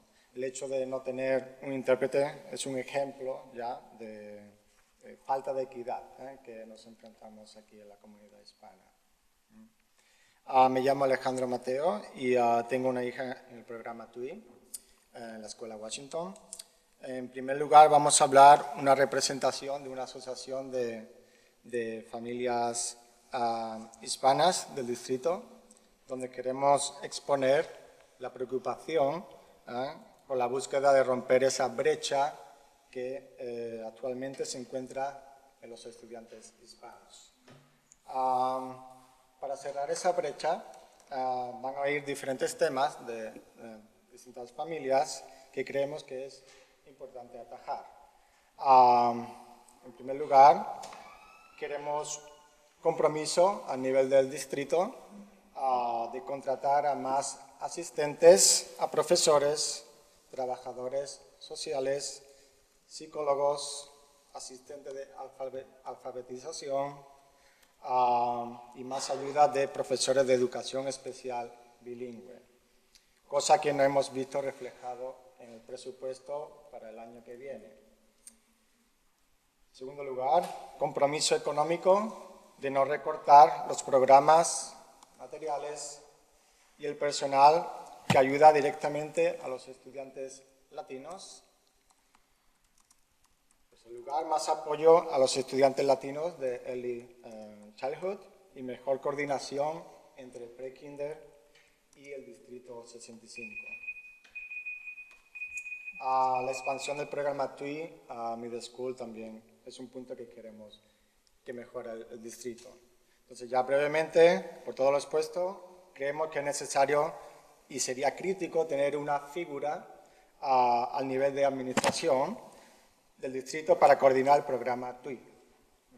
Esa persona debe no solo organizar y coordinar los programas de estudios, los materiales y desarrollo profesional dentro de las escuelas, sino también facilitar y llevar a cabo comunicación con las familias para que haya más y mejor apoyo para nuestros estudiantes. Muchas gracias. Thank you.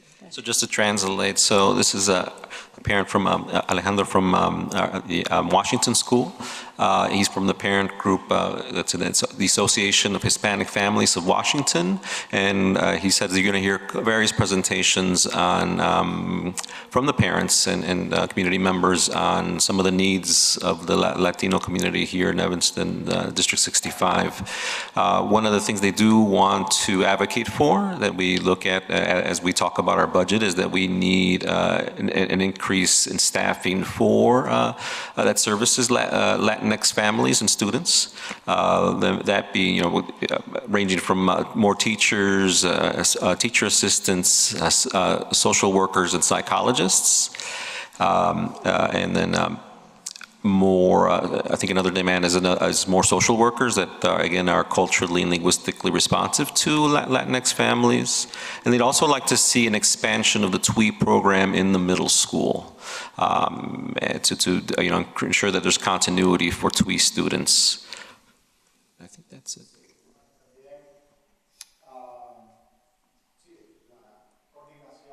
Oh, And then they'd like to see a staff member at the administrative level to coordinate the TWE program specifically.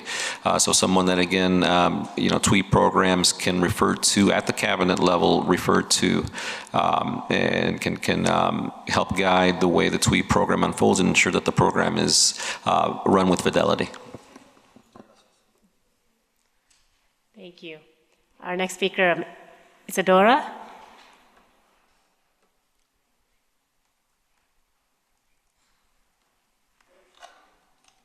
Hello, my name is Isadora. I'm going to try to talk in English so it's easier for you. Our history tells us where we come from and where we are going. Knowing where one comes from is fundamental to being able to face the challenge of every day. Is to be proud of everything behind us and our parents. Our culture, our legends, our value, our language is essential for us. We have a past that explains where we come from. One way to create this link with our roots is to not forget our native language. We are parents from 20 countries, Latin America, that are very proud of the District 65. We are very proud that you take a minute to hear our needs. We want to thank all of you. We want to thank all the teachers that are doing a good job for our children. Today, we would like to present our association is Latin American Families of District 65, and we would like to hear our needs in a very kind way. Please, we are not mad. We want to explain our needs for our children. Thank you. Thank you. Thank you.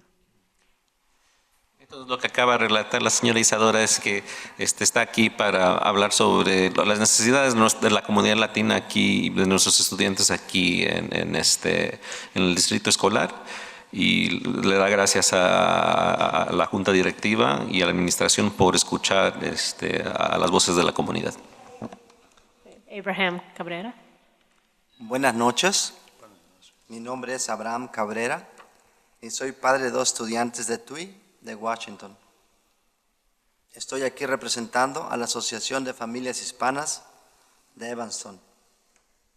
Quiero dar las gracias a todos ustedes por estar aquí presentes, en especial a la Junta Directiva de Educación del Distrito 65. El año pasado, el distrito publicó las estadísticas donde los estudiantes hispanos tenían un nivel académico bajo. Quiero darle las gracias a la Junta Directiva de Educación nuevamente por el esfuerzo y compromiso que tomaron para mejorar esta situación y por tratar de mejorar los niveles académicos este año en todas las escuelas del Distrito 65. Sin embargo, nosotros creemos que se necesita hacer más para doblar o triplicar los esfuerzos que se necesitan para lograr la meta de elevar los niveles académicos y las estadísticas de los estudiantes hispanos en este distrito.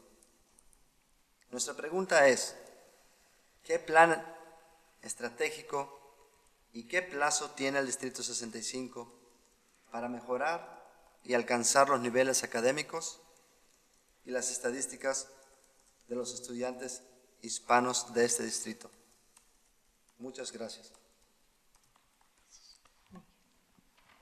So, Alejandro, just who's a parent from Washington, just wanted to thank the district school board and the administration for their commitment to trying to close the achievement gap for all students in District 65 through the equity work. Despite that commitment, parents still feel that there is much work to do on closing the opportunity gap as well as achievement gap. And the question is, coming from parents, is what is our plan and what are our methods? How are we going to get to ensure that Latinx student outcomes are improved? And that's it.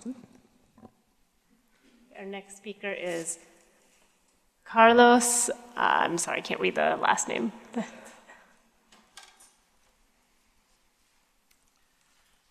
Puede existir una traducción simultánea, porque si no se pierde. Si puede parar como dos. Sí, claro, segundos. Buenas noches, miembros del Distrito 65. Mi nombre es Carlos Euceda. Tengo una hija en la escuela Washington. Hola, yo me llamo Carlos Ruseda. Soy padre de Washington. I'm a father from Washington, and I'm doing it back the other way. Yeah, my name's Carlos. We need a professional here. I'm really practicing my Spanish today. So I'm Carlos Arruceda. I have a daughter in Washington School.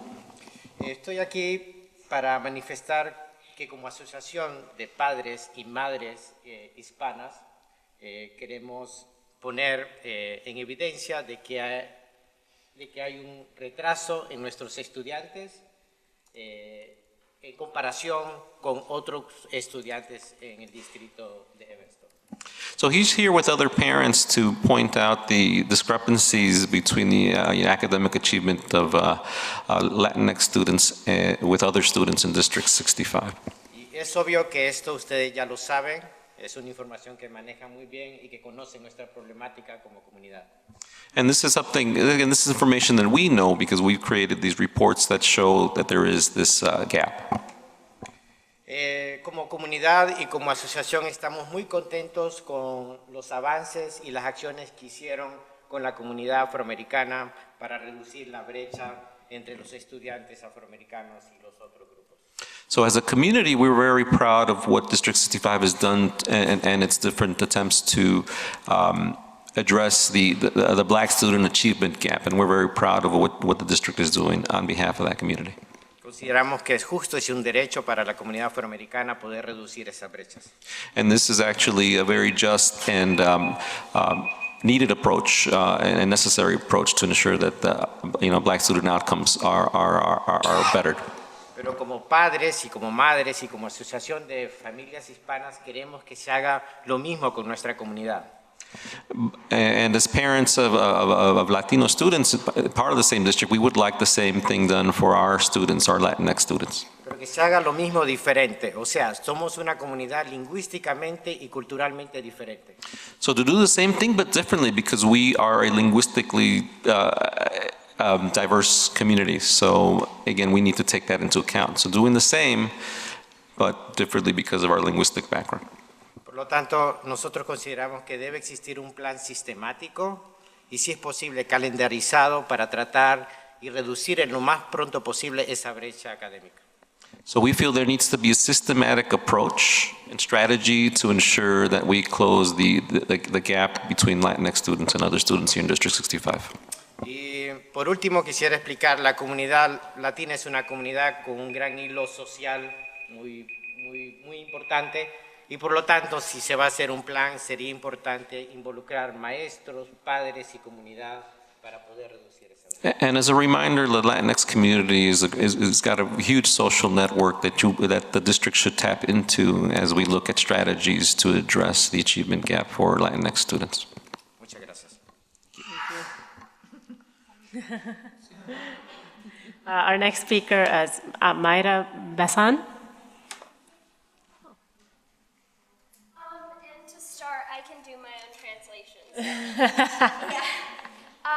First I'll start in Spanish and then in English. Buenas tardes, yo me llamo Mayra Bazán y en el otoño entraré a mi último año de la secundaria en la escuela Nichols. Yo estuve en el programa TUI en la escuela Washington. En una de las juntas en las cuales estábamos planeando lo que íbamos a decir hoy, yo sugerí que propongamos que se les eduque a la gente que unos grupos étnicos reciben más que ni otros porque cuando han recibido lo mismo no han podido salir adelante. Hoy en día yo estoy aquí para dar el ejemplo de la ignorancia de las personas hasta hoy en día en el siglo XXI. Hace unos meses mi amiga de raza blanca y yo platicábamos sobre las carreras que tomaríamos después de terminar la preparatoria. Una cosa llevó a la otra y por alguna razón terminamos hablando sobre becas y ella me dijo a mí que porque yo era latina y mexicana y ella blanca, yo tendría más posibilidades de obtener becas y de entrar a mejores colegios que ni ella. Y tomen en consideración que ella y yo tenemos solo As en nuestras clases. Por este malentendido es que debemos educar a todos sobre la equidad y por qué es mejor que ni la igualdad. Good evening, my name is Myra Bazan. In the fall, I will start my last year at Nichols Middle School. I went through the entire TWE program at Washington Elementary School. My mom and I occasionally go back to Washington to talk about the problems within the system of TWE and how us Latinos are being affected. At one of these meetings a few weeks ago, when we were planning what to discuss and to draw attention today, I suggested we propose today to educate people on why certain ethnicity groups receive more aid than others. That is because when they are given the same, they were not able to succeed as others. Today I am here today to give an example of the ignorance of some people even nowadays in the 21st century. A few months ago, my friend and I were talking about the careers we might want to pursue after graduating high school. One thing led to another, and we ended up talking about scholarships and such. She claimed that since I'm Latina and Mexican, and she's Caucasian, I would have a greater chance to get scholarships and be accepted into better colleges than her. Now take into account that we are both straight-A students. Due to this and many other events, we should educate people why equity is better than equality for some. Thank you so much for your time. Gracias por su tiempo. Thank you.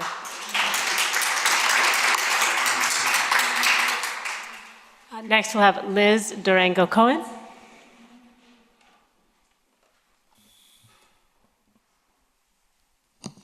I'm Dr. Elizabeth Durango Cohen.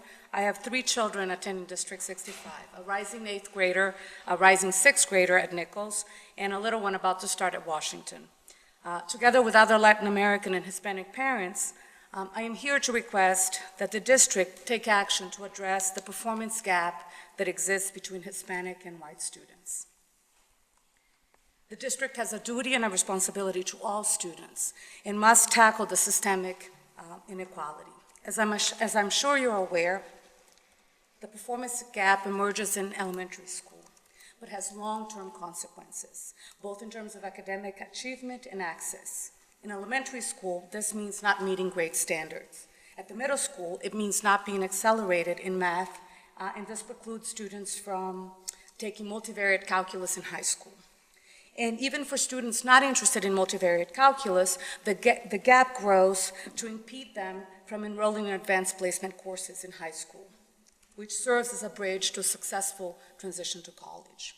More specifically, I'm here because I'm concerned with the lack of effective initiatives to improve learning outcomes for low-performing students. I'm also here because I'm extremely troubled about how these performance disparities affect high-performing Hispanic students. I asked my son, who took algebra as a 7th grader this year, to count how many Hispanic students were in advanced math at Nichols. He counted 2 out of 30 students, okay? None of which had been in TWE, he pointed out. My children are trilingual. They speak English, Spanish, and Portuguese. My daughter often tells me that she spends time in class helping some of her classmates with their reading. Okay? I encourage her to do this whenever she can, but want to point out that this is time she is not working on math. Thus, the lack of resources for low-performing students has both a direct negative impact for these students and an indirect negative consequences for students like my daughter. I believe this is an endemic occurrence throughout the district. I have asked the STEM director for data on the number of Hispanic students that have been placed in math acceleration or compaction in the district historically, as well as what percentage of students in the accelerated program are Hispanic, and of those, how many have come from TWE. I'm still waiting to have this information sent to me, but I believe that once the data is made available, it will be appalling. If you truly care about every child, every day, then please do whatever it takes to close the achievement gap. Thank you.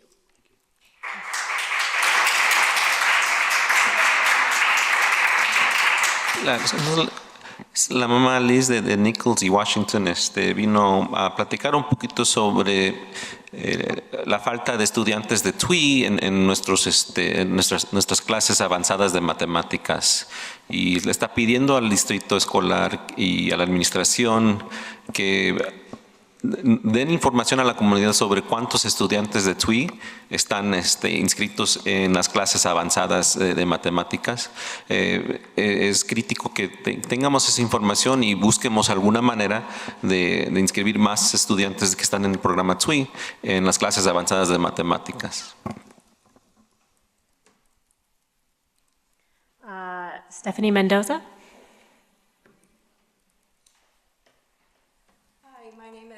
Stephanie Mendoza. I have now a rising first grader and a second grader at Washington School, and I'm also part of the District 65 Hispanic Family Association. And I'm here to talk.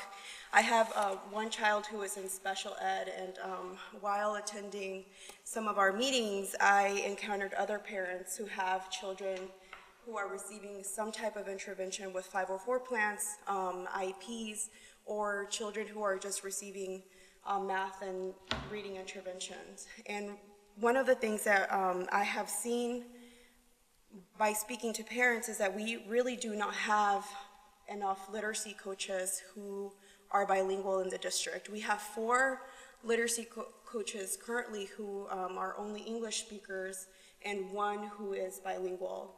And I just, from an investment perspective, I'm saying that if we have more literacy coaches who are bilingual, they can provide services to 2 different populations and provide very needed interventions to the Hispanic population, which as you have seen from your own studies, a lot of our Hispanic children are falling behind in reading.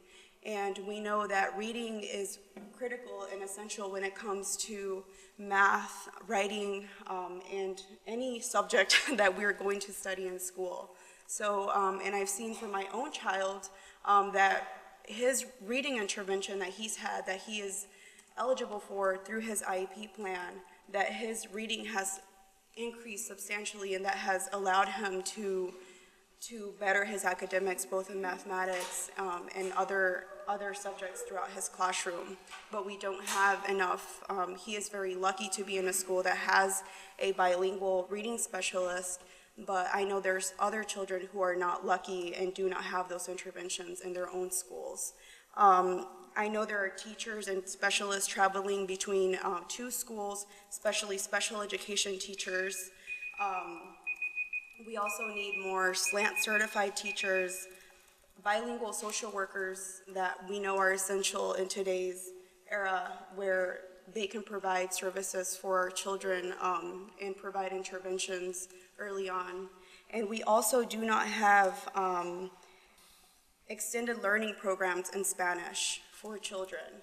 And like you know, I am a working mother. A lot of parents here are working parents. And sometimes we get home when our children are already asleep. And I think the school needs to help us help our children by providing educational opportunities after school for them.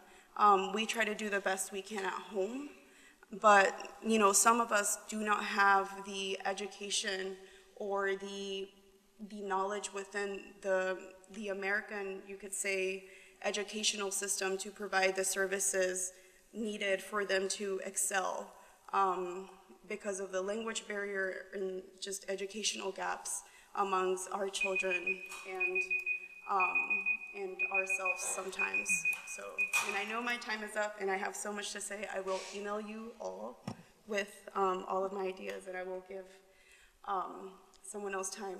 One more thing that I wanted to say before I go is we also need to think about how much money our special education teachers have to buy essential materials that provide sensor integration for our children. Not just for Latino children, but all children, because what I've noticed with my own child is with him having some type of integration, just integration, I don't want to call it a toy, but just something that he can hold or sit on, or a chair, it has just increased his ability to pay attention within the classroom. And I think the district needs to think about the budget that you guys are allocating to special education teachers to provide these type of materials for children within the classroom, so children can just focus and be more attentive while they have just different resources that they need to be able to excel within the classroom. If any of you guys know what I'm talking about. Thank you.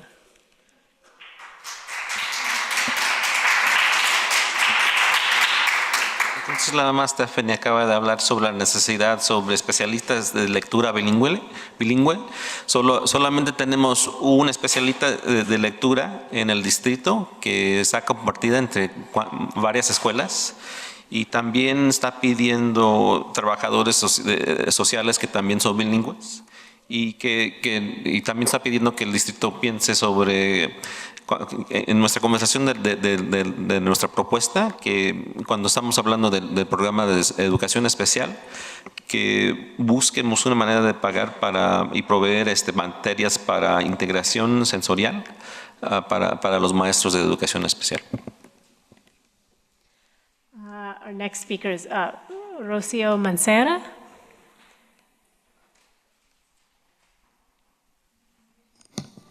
Hola, buenas noches. Mi nombre es Rocío Mancera y soy representante también de la Asociación de Familias Hispanas. Este es un testimonio muy personal, va a ser muy breve. Quería decirles que hace de 3 a 4 años fue muy desconcertante la transición de 5º a 6º grado para mi hijo. Él tuvo muchos grandes obstáculos porque tuvimos que rehacer la primaria en 6º grado y le pido realmente al distrito que no vea a los estudiantes que necesitan recursos como un número más, que se enfoque realmente en las necesidades de todos los estudiantes cuando lleguen a middle school, para que ningún estudiante pase por lo mismo que tuvo que pasar mi hijo. Realmente, créanlo, que cuando ya están en middle school necesitan mucho apoyo, necesitan tener buenos maestros, asistentes, educadores, para que los guíen de la mano cuando estén en middle school, porque cuando están en high school es más difícil, pero no es de ser humano a veces equivocarse, pedir ayuda. Yo y él pasamos 6º grado, estando 6º grado él, tuvimos que cursar la escuela primaria y no supimos dónde y cuándo se perdió, porque yo todo el tiempo estuve al lado de él, juntas, reuniones, tareas, y cuando vine al distrito a pedir ayuda, lo primero la persona que la contacté me dijo: Rocío, ¿con cuántos padres has hablado? Con ninguno, pero es un sentimiento que está ahí, es realmente personal mi historia, pero por favor le pido al distrito 65 que se enfoque realmente, que no nos vea como un número. Son personas, son estudiantes que tienen un sueño. Gracias.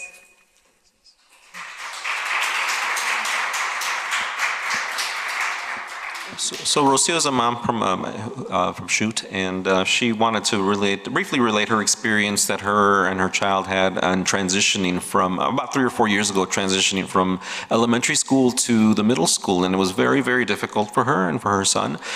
She did what every parent did, and during elementary school went to all the parent meetings that she was able to do and go to and try to understand how to get help. And she thought that her child was doing really well throughout his career in the TWEET program.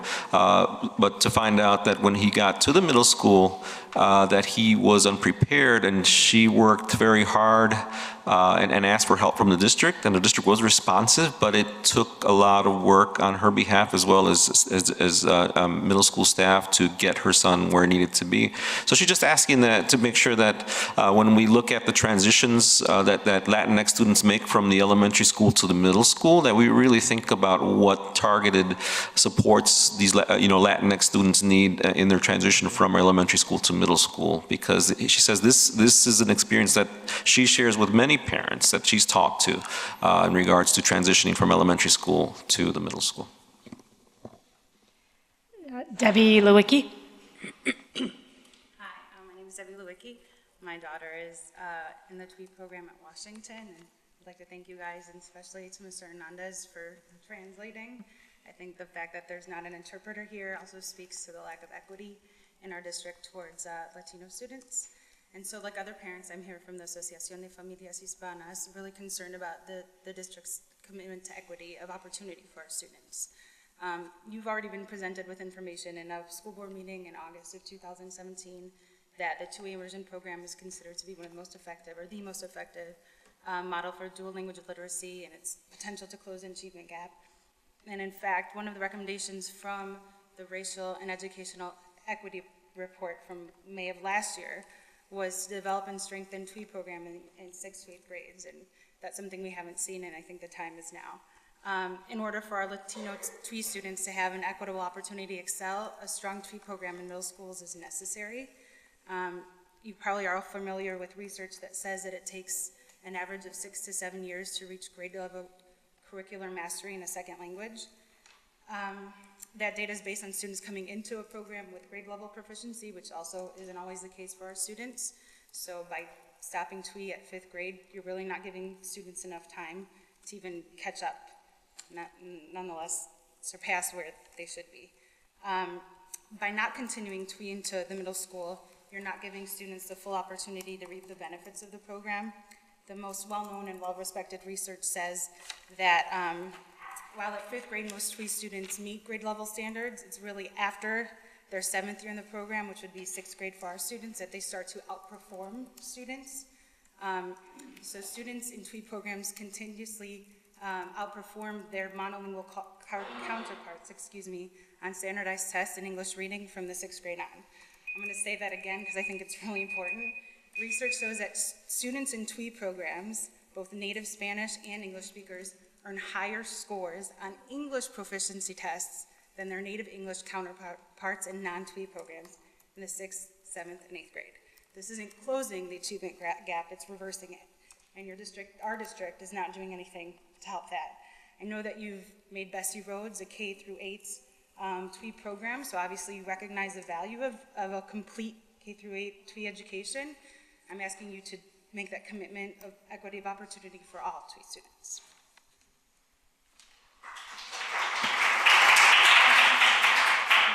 La señora Debbie Louis, que acaba de platicar un poquito sobre el reporte o la recomendación que ocurrió en el reporte de equidad del año pasado, que recomendó que extendiéramos el programa TWE en la escuela mediana, o middle school.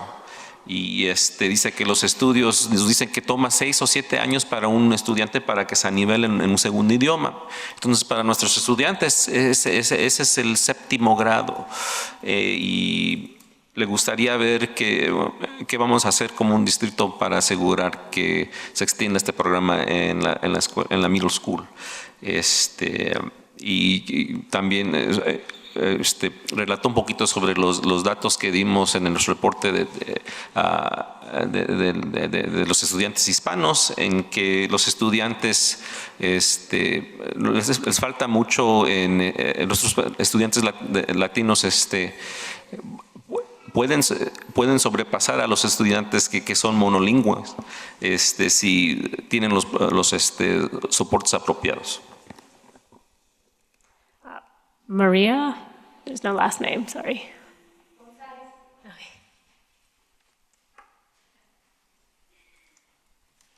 Buenas noches, mi nombre es María González. Mi pregunta es la siguiente. ¿Cómo se reparte el dinero del distrito para la educación de nuestros hijos? especialmente para los niños hispanos, porque cada año se hacen recortes y los más afectados son los hispanos. Se pasó el referéndum para la educación de nuestros hijos y pagamos más impuestos y nuestros hijos reciben menos cada año. Me gustaría saber específicamente cuánto dinero es para las necesidades de los niños hispanos, porque como hemos escuchado anteriormente, hay mucha carencia en nuestra comunidad. Es importante la tecnología, pero es más importante una buena educación. No hay que ahorrar en la educación. Gracias.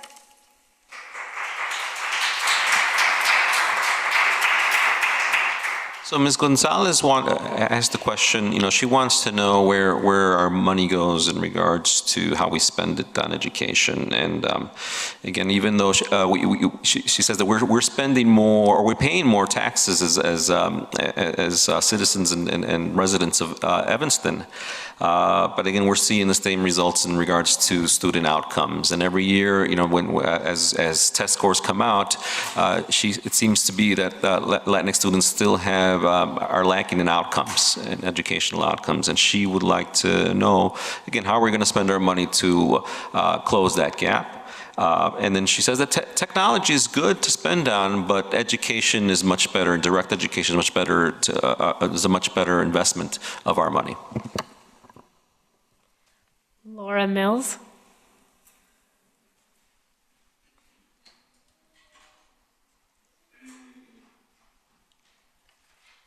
Good evening. My name is Laura Mills. My friend Chanel and I and Rosia are members of a parent leadership organization supported by COFI, Community Organizing and Family Issues. My comment is about the before and after care child care program at Lincoln. My daughter goes to Lincoln. And also the summer program, the all-day summer program that the district is offering.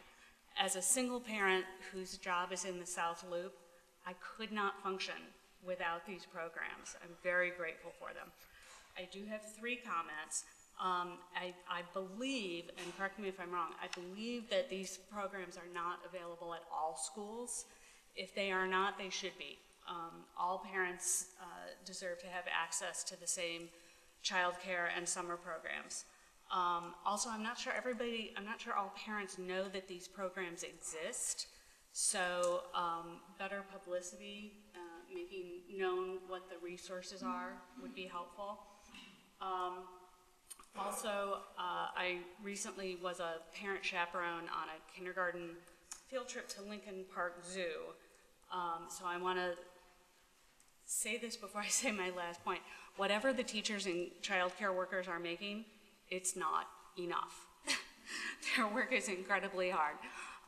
That being said, as a single parent with one income, it's all I can do to pay for the before and after care and the summer program, and I cannot do without it. So I would appreciate it if the board would consider some kind of a scholarship program or some kind of subsidies, something to make those programs more affordable. But I'm very grateful that they're there.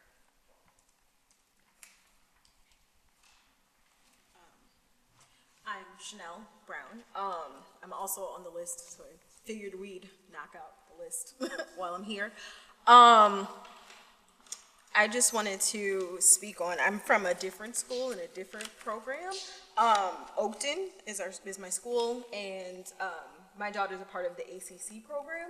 So a lot of my asks from the board is the same as the parents of the TUI program, so I won't go back over that. But I will talk about just early childhood education. I wish that there were more resources and more regulation from the board around early childhood education, just because I felt personally that there was a discrepancy between what my daughter knew and that was standard in her in that program to what she came into in the ACC program. I just don't feel, I had to be a big advocate for my child so that she could get where she needed to be in that program. But I also feel like if there was more, if she learned more and there was more regulation around what she was learning, that she would have done better. And I know that, that's a problem, and that's something that other parents have shared with me that they had a problem with as well. So, thank you.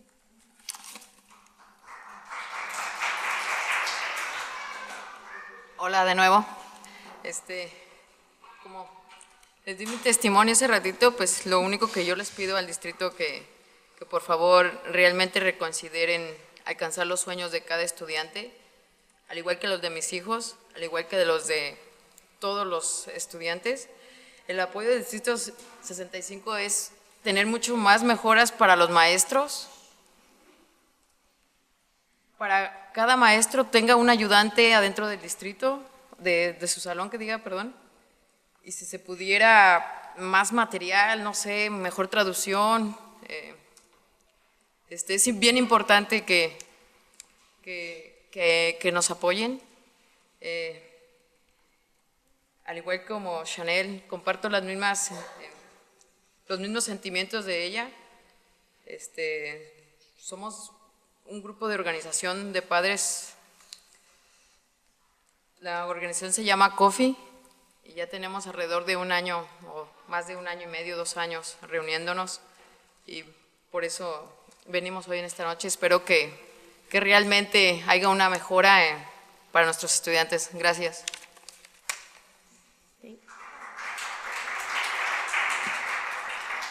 My name again is Adora. We support coffee. I'm sorry, we have so many speakers, and we did hear from you earlier, so I think we're going to continue on with who we have. I apologize, but we do still have some speakers on the list who haven't spoken yet, so did you, I don't know if you even can do the translation. Quickly, so I know Miss Mills, la señora Mills es madre de Lincoln, una madre en Lincoln, y dice que el servicio que ella recibe de cuidanza de niños después de escuela ha sido muy importante, muy crítico para ella, porque ella trabaja, y quería saber cómo informamos a la comunidad escolar sobre estos servicios y si están disponibles. Y si no, cómo podemos hacer un mejor trabajo para informar a la comunidad que estos servicios están disponibles para nuestros padres, como un soporte para ellos. Y gustaría ver que, también dice que los sueldos de la gente que cuida a los niños en estos programas es muy baja, no es suficiente. Entonces, ¿qué podemos hacer como distrito para mejorar el sueldo de esos trabajadores? La señora Brown de la escuela Oakton, que es parte del programa afroamericano, también pide más recursos para ese programa, pero también quiere más recursos y regulación sobre qué se enseña en el programa de educación temprana, el pre-kinder, porque ella siente que su hija, aunque tuvo una buena experiencia en pre-kinder, siente que le faltó más y necesitaba más educación para prepararse para el kinder y primer y segundo grado en Oakton. Ms. Masena, who came up as well, wanted to reiterate that we really need to support our teachers, and she'd like to see more teacher aids as well as materials that support the TWEET program. She talks about, they're all part of an organization called COFI. COFI is the community organizing around family issues, which is an incredible organization that does work with moms, and particularly moms who don't get engaged in community by our standard PTAs, and really gets them to become advocates for their families, for not just only their students, but for the families across a school district. Next we have Sylvia Wooler.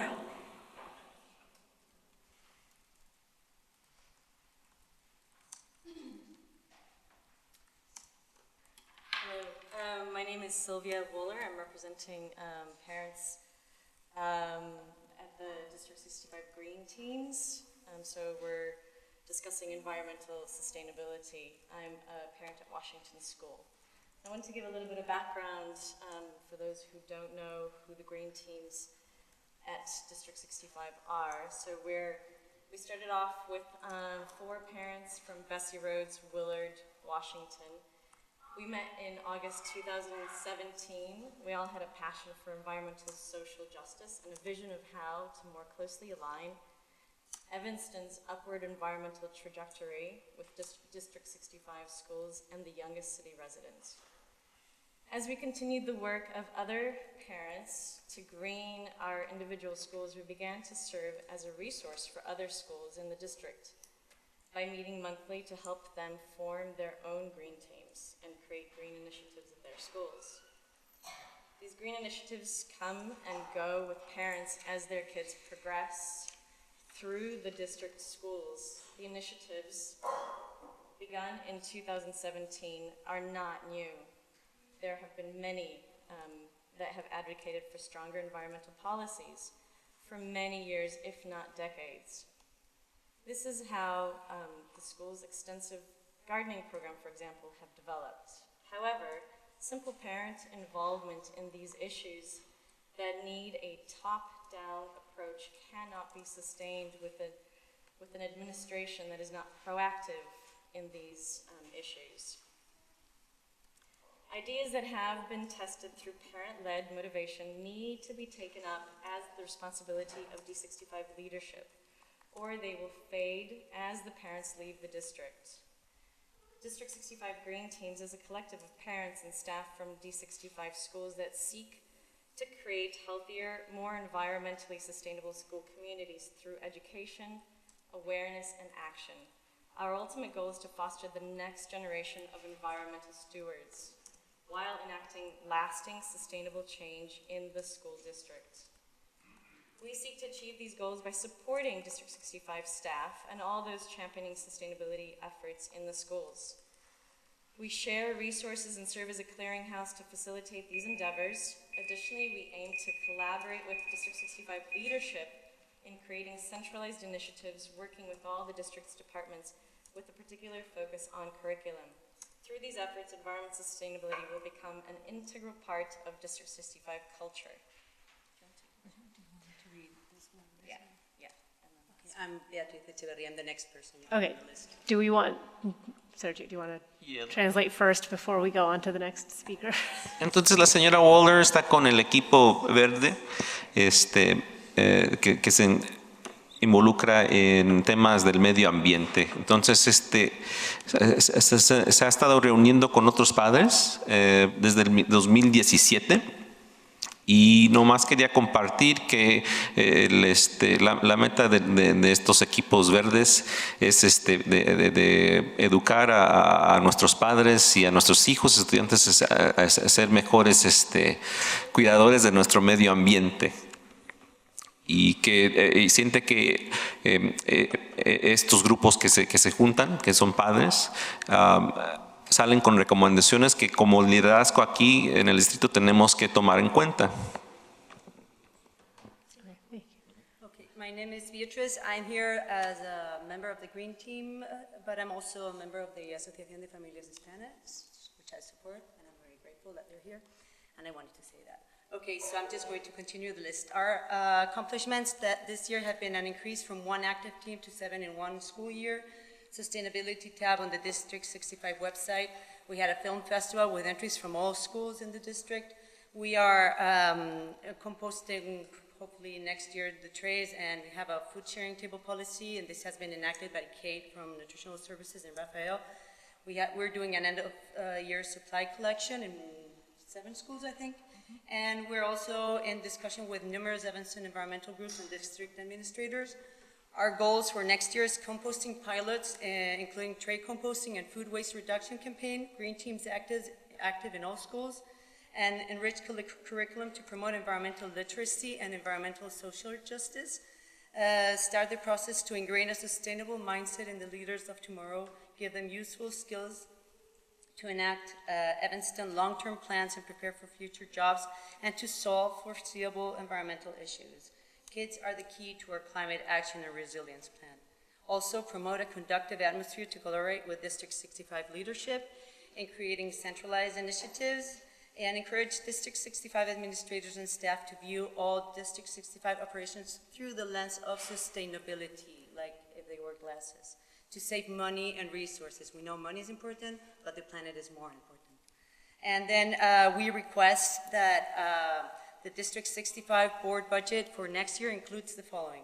Composting of all compostable trays, which will be used in all the schools. I think it's over 10,000 trays per week.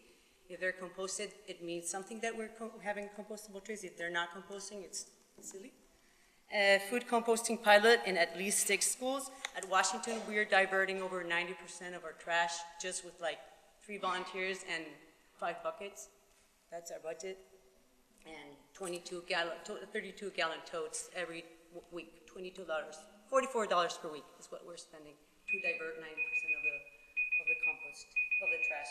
And then we also want custodial and staff training in composting, recycling, and waste management.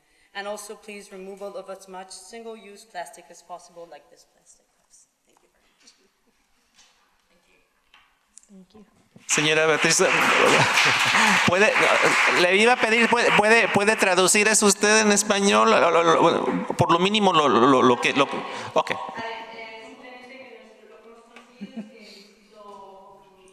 Could you please do it at the microphone so that our viewing public can also...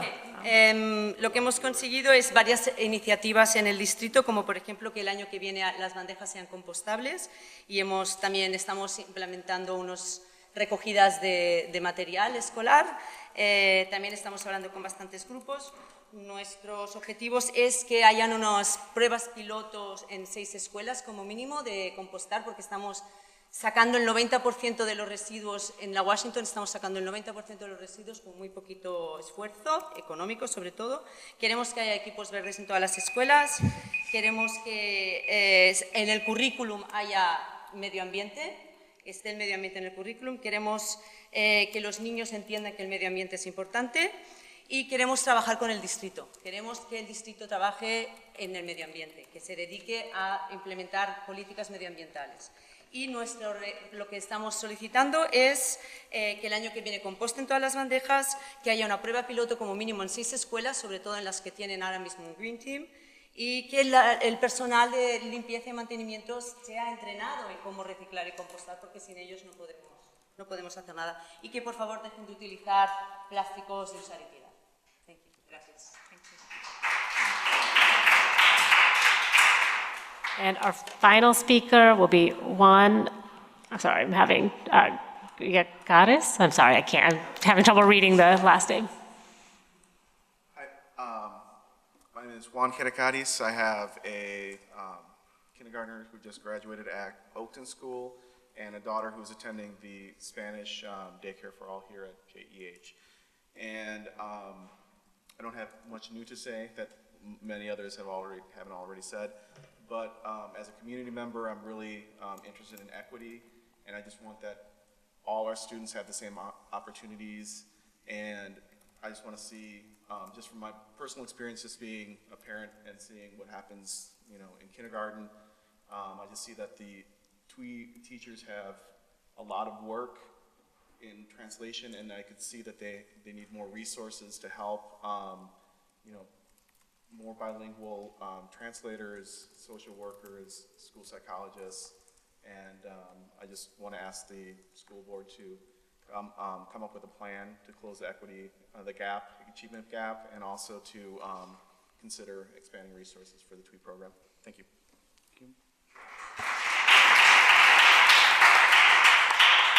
Thank you. Thank you to all of the parents and community members who came to speak with us. We hear you, and we will take everything you've said into consideration as we plan for the upcoming year. So thank you again. Muchas gracias a todos por venir y vamos a tomar en consideración todo lo que nos han contado y compartido con nosotros. Muchísimas gracias.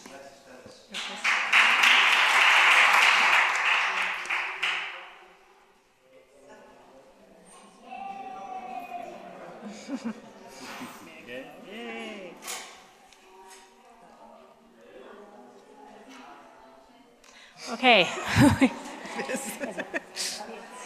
You're all alone. We will move on to our first discussion item of the evening.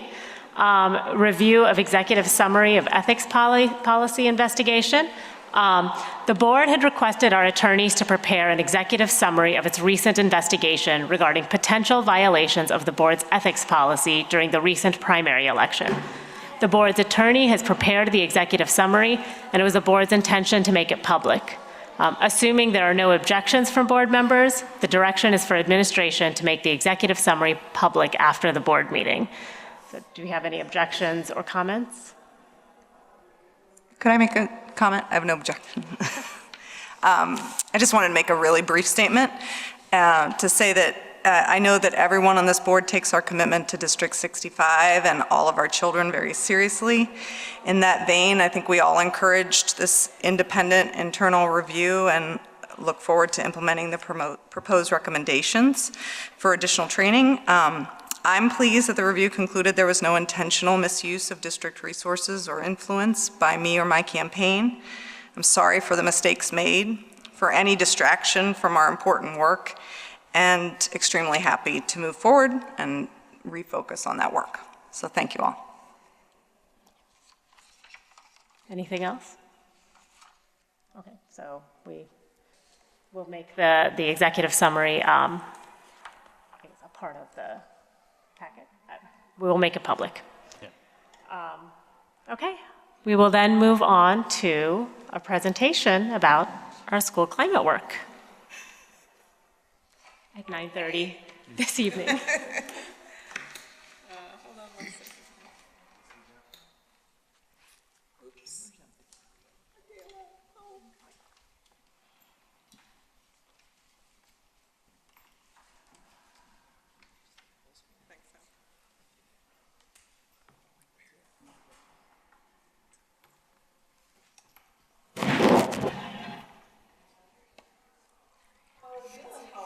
The technological portion of this event here.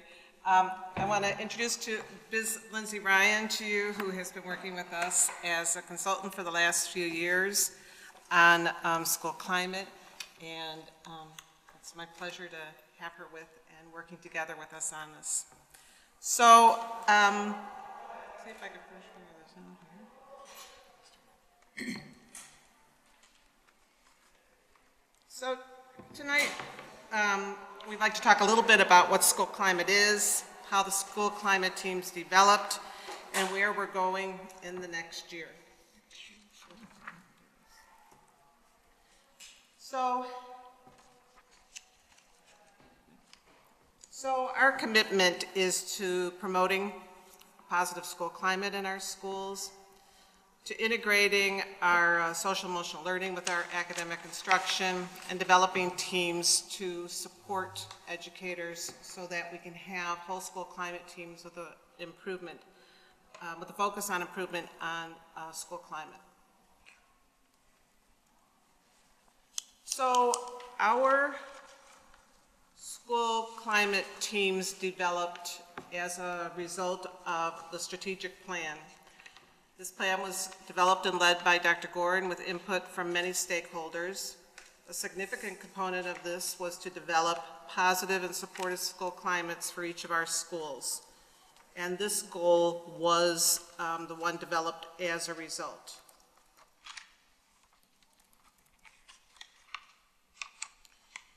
During the following year, the district developed an equity statement. Input from both the school board and advocacy of the community, and with support from our equity consultant, Corey Wallace, helped to move this agenda forward. This commitment is part of the work that each of us promotes daily in our departments, and is again led by Dr. Gordon in our efforts to address the cultural biases that affect students' learning. Two guiding principles from the equity statement I want to highlight as we think about and consider school climate.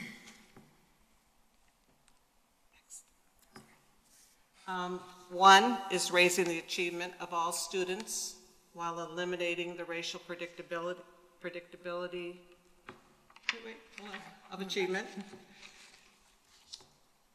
And the next is honoring and building upon the strengths and assets of every student.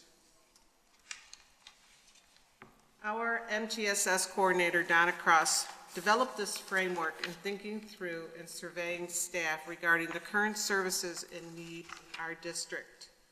We are calling this the Integrated School Climate Framework. This framework will be presented to staff tomorrow in our Institute Day messages and assists in explaining the full MTSS system to include both academics and behavior. In looking at this framework, we need to consider and utilize the racial impact assessment tool in terms of how our practices reflect cultural biases and how to address these.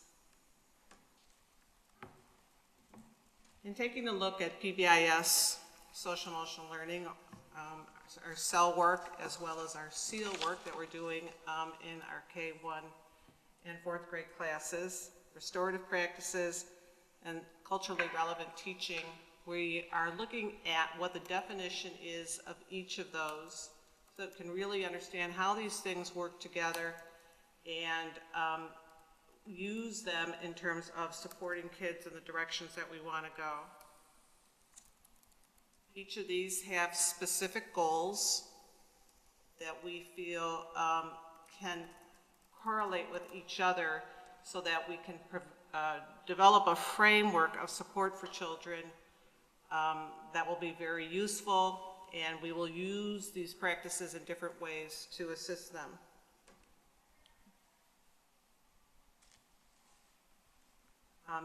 Included here are some of the key components of this related to PBIS in terms of what are the things that we are looking for in each of these with children. And so as we look at the practices and structures and think about how all of this is going to come together, and this is really a system that is far more defined than we have ever had in the past. We're excited because this is what we see as school climate and the support of it. So Biz has served as our consultant developing the school climate teams in our district for the past 3 years. She's assisted in the process development, the training, and support of the climate team work. So I'm not going to turn this over to Biz to more specifics in the development of how these school climate teams work. Great. So we're going to try to cover all the aspects that you want to hear about in not a lot of time, since I know you've been here for a long time. So essentially, the root of school climate is that every single person in the building is responsible. That there are multiple touch points throughout a student's day that can then impact their experience. We want every student to reach their full potential. The district provides the models and the toolkits and the process so that teams are not spending time trying to figure out how to talk about these things, but the schools themselves customize these plans to figure out how to best meet the needs in their buildings. So we provide structure, right? There are 3 cohorts. We've had 6 schools each year. There's 3 domain areas that we talk about. There's 4 different relationships we'll talk about. I'll go through all of these things. We provide training, work in staff meetings, and then really think about how do we operationalize these things for teams. So we want to create toolkits so that they can take the work that we do in trainings and build upon that. We want to provide support for principals. We want to provide support for teams. So the training content generally has some domain-specific content. So in the relationship work, we work on equity, diversity, and inclusion baseline. In the safety work, we may explore bias and discipline and the roots of who's considered inherently innocent in a building and who's inherently suspect in a building. And we talk about models for faculty engagement, how they're going to get the rest of their staff involved in these interventions and conversations. We work through techniques and tools for how to navigate difficult conversations and having substantive conversations. We do strategic planning. One of the things that's really valuable about bringing the teams together is we are able to identify themes that cross beyond one building, and so we can determine what are district-wide concerns, what are school-specific concerns, and provide opportunities for them to collaborate and share ideas so they're not constantly reinventing the wheel. Bullying isn't a problem at just one school, it's a problem at many schools, and so then they can share some of the strategies that they've used, and then help them troubleshoot on how to move forward. Essentially, the district's role is really to set up all of the models for them to work with and to think about what are the potential obstacles for them to be able to do this work. And so I don't want each team sitting down and having 45-minute conversation of how are we going to talk about all this. We want to create all those structures for them as templates that they can then see how to best customize for them. So the school really has an incredible amount of agency in what they choose to prioritize and what are the building-specific issues, and being able to really think through what their priorities and timelines are. For individual faculty members across the district, there's lots of ways to be involved in this. They can be a school climate team member. We essentially use the school climate teams almost like think tanks as they navigate through these topics. So when we identify these areas for intervention, those people on the team can't be doing all of those interventions, so there's subcommittees for the work. There might be people who might assist with implementation of one thing or another. There are opportunities in staff meetings to provide feedback as the school climate team shares the work that they're doing, and certainly folks can bring a concern to school climate team. So there's lots of different ways that a teacher could, or a staff member could, interface with school climate. We have 3 cohorts. So the first cohort began in 2015, and there are these 6 schools. So they have now gone through the relationship work, the safety work, and in January of 2019 will begin the teaching and learning aspect. Our cohort 2 has gone through the relationship work and is now in the middle of safety work, and cohort 3 has spent this year working on relationships. So we essentially break down the work into 3 different domains. There's interpersonal relationships, there's safety, and there's teaching and learning. School climate work does not work in a way where it's a checklist and you're done. So of course we continue to talk about relationships, and even though we've moved on to safety as a focus area, there's still relationship work being done in every building. We've organized this in terms of 4 different types of relationships: student to student, staff to student, school to family, and staff to staff. School to family is very intentional, not parent to family, because not every student has a parent that's interfacing with our system. And what we try to do is provide toolkits for every part of the process. And I wanted to just kind of give you an idea of some of the things that are in the toolkit. So essentially we have some exercises that guide our teams to think about what's working, what's not working, what they could start. But then we're mindful that it's easy to stay at a surface level. And so the toolkit really encourages them to dig in on some certain specific topics. So in the student-to-student section of relationships, we might see teams looking at these things. Certainly understanding differences in identity are part of that work. For staff-student, a lot of that conversation has been about our own comfort and preparedness and knowledge about navigating these topics and where we might need to build capacity. One of the things I'm really mindful of is not critiquing things that teachers are doing without giving them the support and the tools to build their capacity to navigate a different way of doing things. School family, some of the areas that we've really talked a lot about are about traditions and teacher transitions. So traditions, what are some of the traditions in our building? Who might be excluded from those traditions? Could we, what's our messaging? Do people even know why we're doing this thing that we've been doing for 10 years? Do we need to revamp it? Do we need to reconsider who's excluded? Do we need to scrap it? Those are all parts of the conversation. But one of the places we've also keyed in on is those end-of-year transitions with teachers. The information that is going from one teacher to the next grade level. Who's that best serving, right? We find that in some buildings, Johnny hit Bobby in kindergarten, and that story is still being told in 4th grade in those teacher transitions. So we're really trying to get them to think through what is the information that is needed to be shared to best serve students and best serve families. Staff, we want to think through all the different roles that are in the buildings and how those roles, how people may feel invested or respected within the work. If we think about the safety piece, in student to student, one of the areas that we really need to hone in on is unstructured spaces, what's going on in the cafeterias, what's going on on the playground, and how is that affecting student experience and what they're bringing back into their classrooms. For staff student, we really want to think about definitions and purpose and protocol of discipline. Across the district, we have found that there's very different interpretations of what an ODR is for, or what certain disciplinary systems are for, and even within buildings, people could have very different ideas of what that's for, and so we're trying to help people unpack how to have more consistency in that and less disproportionality. In terms of school family, do families understand all of these things, right? We might have mechanisms in place for all of these things, but what is the knowledge getting out to parents? How are we communicating with families? One of the things that we have found pretty striking in this work is that the morale of staff affects all of the capabilities of school climate. And so when we were thinking of sequencing, we were thinking, student to student would be first, staff to student, and staff to staff would be kind of the last thing we would do, because it's harder for adults to talk about their problems with each other than these students shouldn't do this. But what we found is that the schools that had the lowest morale or real challenges in their staff relationships really struggled to hear feedback and critique on how they could improve their staff-student relationships.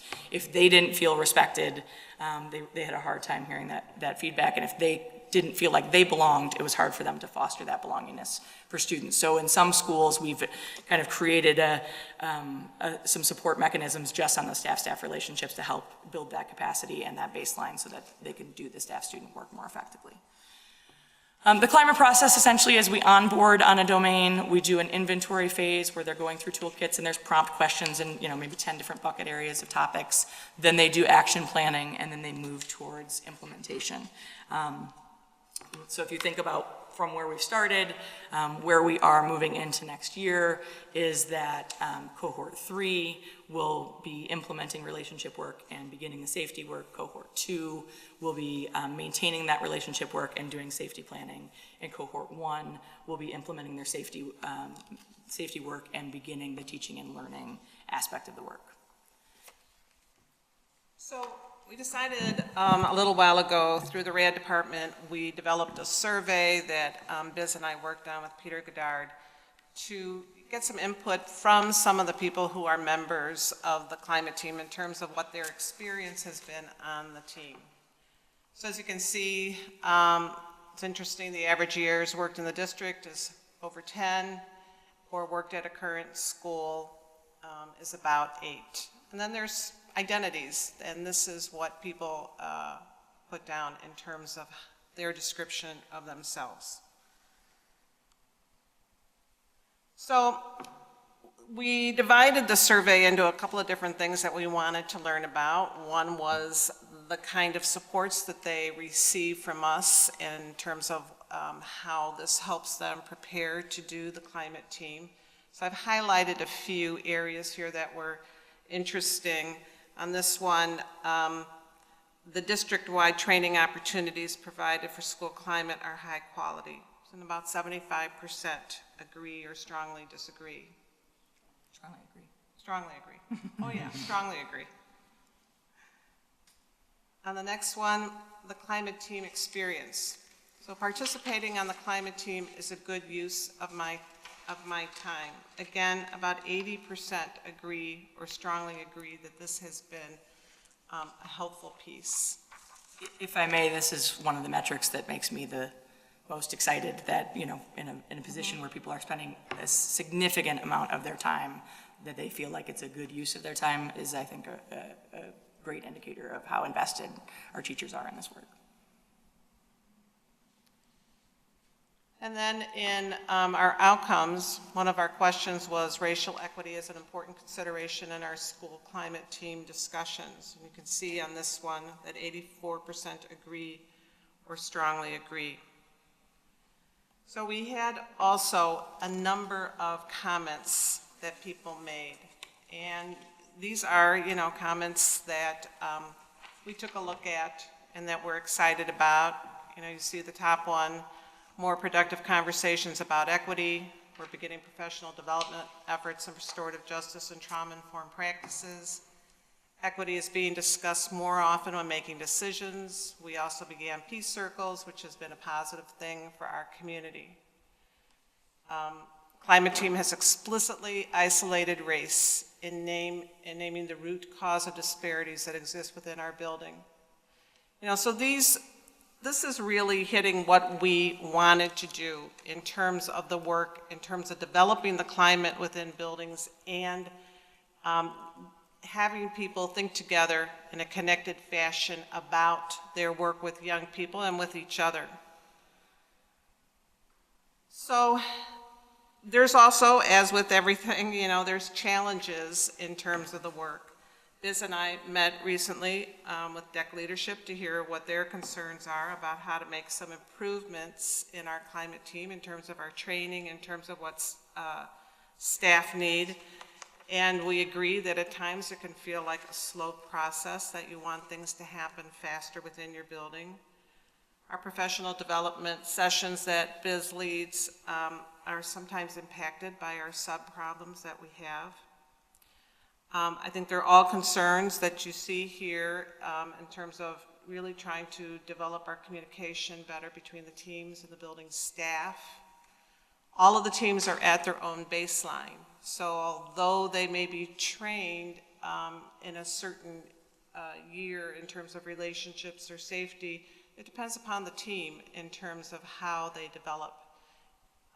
Certainly, the principal changes have impacted the direction and consistency of some of the action plans in some of the buildings. And what we really are looking for is how SIT and our school climate teams can work collaboratively, and this is one of the things that Andalib and Peter and Maria and I have been talking with Biz about in terms of developing a school work plan that honors both of those pieces so that it's very clear what the direction and the vision is within the school. So what's next in school climate? So specifically, what we've talked about in terms of next year is Biz will continue to provide some PD to help strengthen the relationship and safety components in the school climate team so that we can get those teams to where we want them to be and where they feel good about the action plans that they're developing and moving forward with that.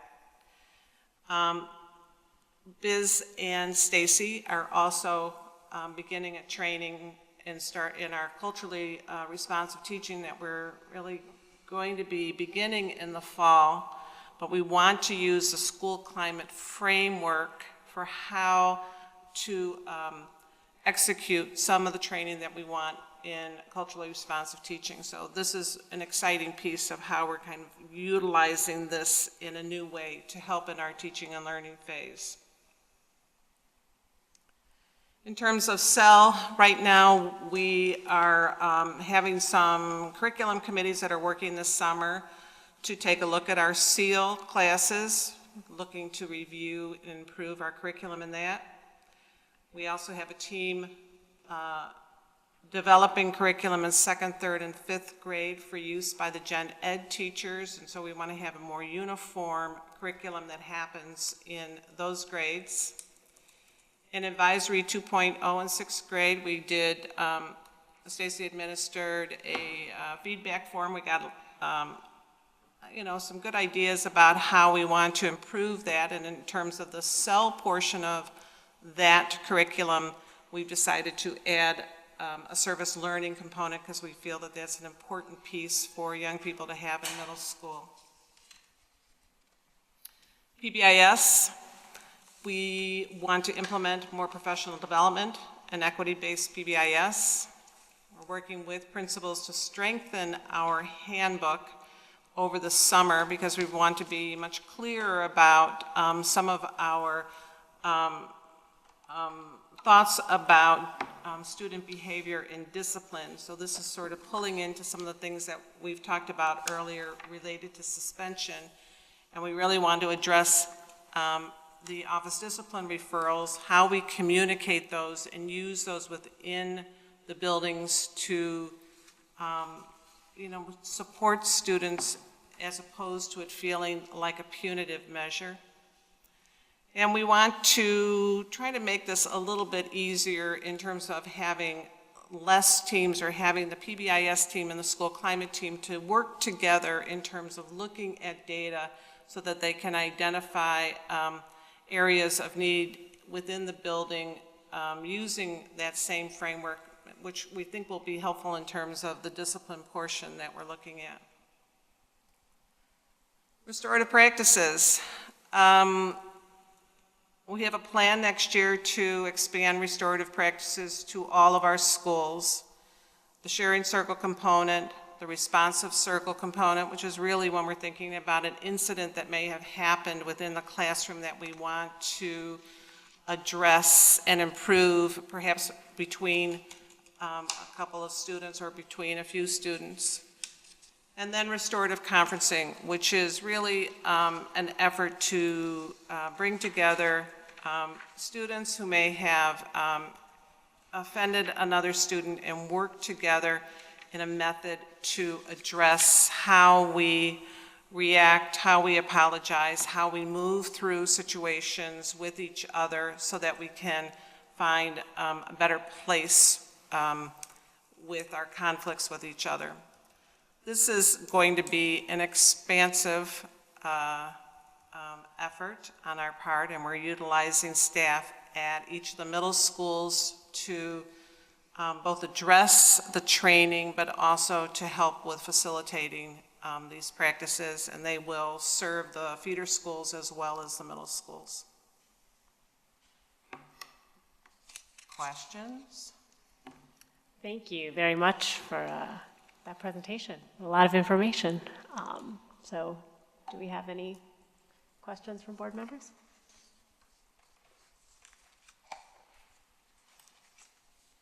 I would just say, there was such a black hole in terms of what this was, and I feel, even though it's late, that I was able to digest that entirely. So I think that kind of presentation would be extremely, I mean, maybe it's done at the schools or offered to the parent community, but would be extremely helpful as we all, especially the framework. It's really just a simple way for us to get our heads around what are the climate teams doing and how does this integrate with everything that's happening at the school level. So thank you very much, and just as broadly as we could provide that, I think would be really helpful.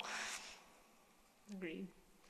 I just think as a model for just listening to what you've described, how you're working, how you're taking in information, there's quantitative and qualitative data here, and you've set a framework for each building to use, but then they get to make it their own, based on their own local politics. Seems to be a really good model curricularly for alignment. You're treating the buildings like your class and differentiating for them as you would expect them to do for their kids. And I think on a macro level, that's really nice alignment to be able to do that system-wide. And it's awesome to see that in play. And then to highlight one of the climate team accomplishments, the comment about a team, going back to a previous meeting about what's been going on in the debate or the feedback about Nichols, a team identifying race as in name as a root cause of issues, and then having the freedom to tackle that in a way that makes sense for them and for them to define, even if it's uncomfortable, within a process that leads them that way, right? Identify a problem, get to a solution is very powerful, and hopefully as teams find success, they're able to replicate that with future issues that arise, because it's a living thing. So thank you.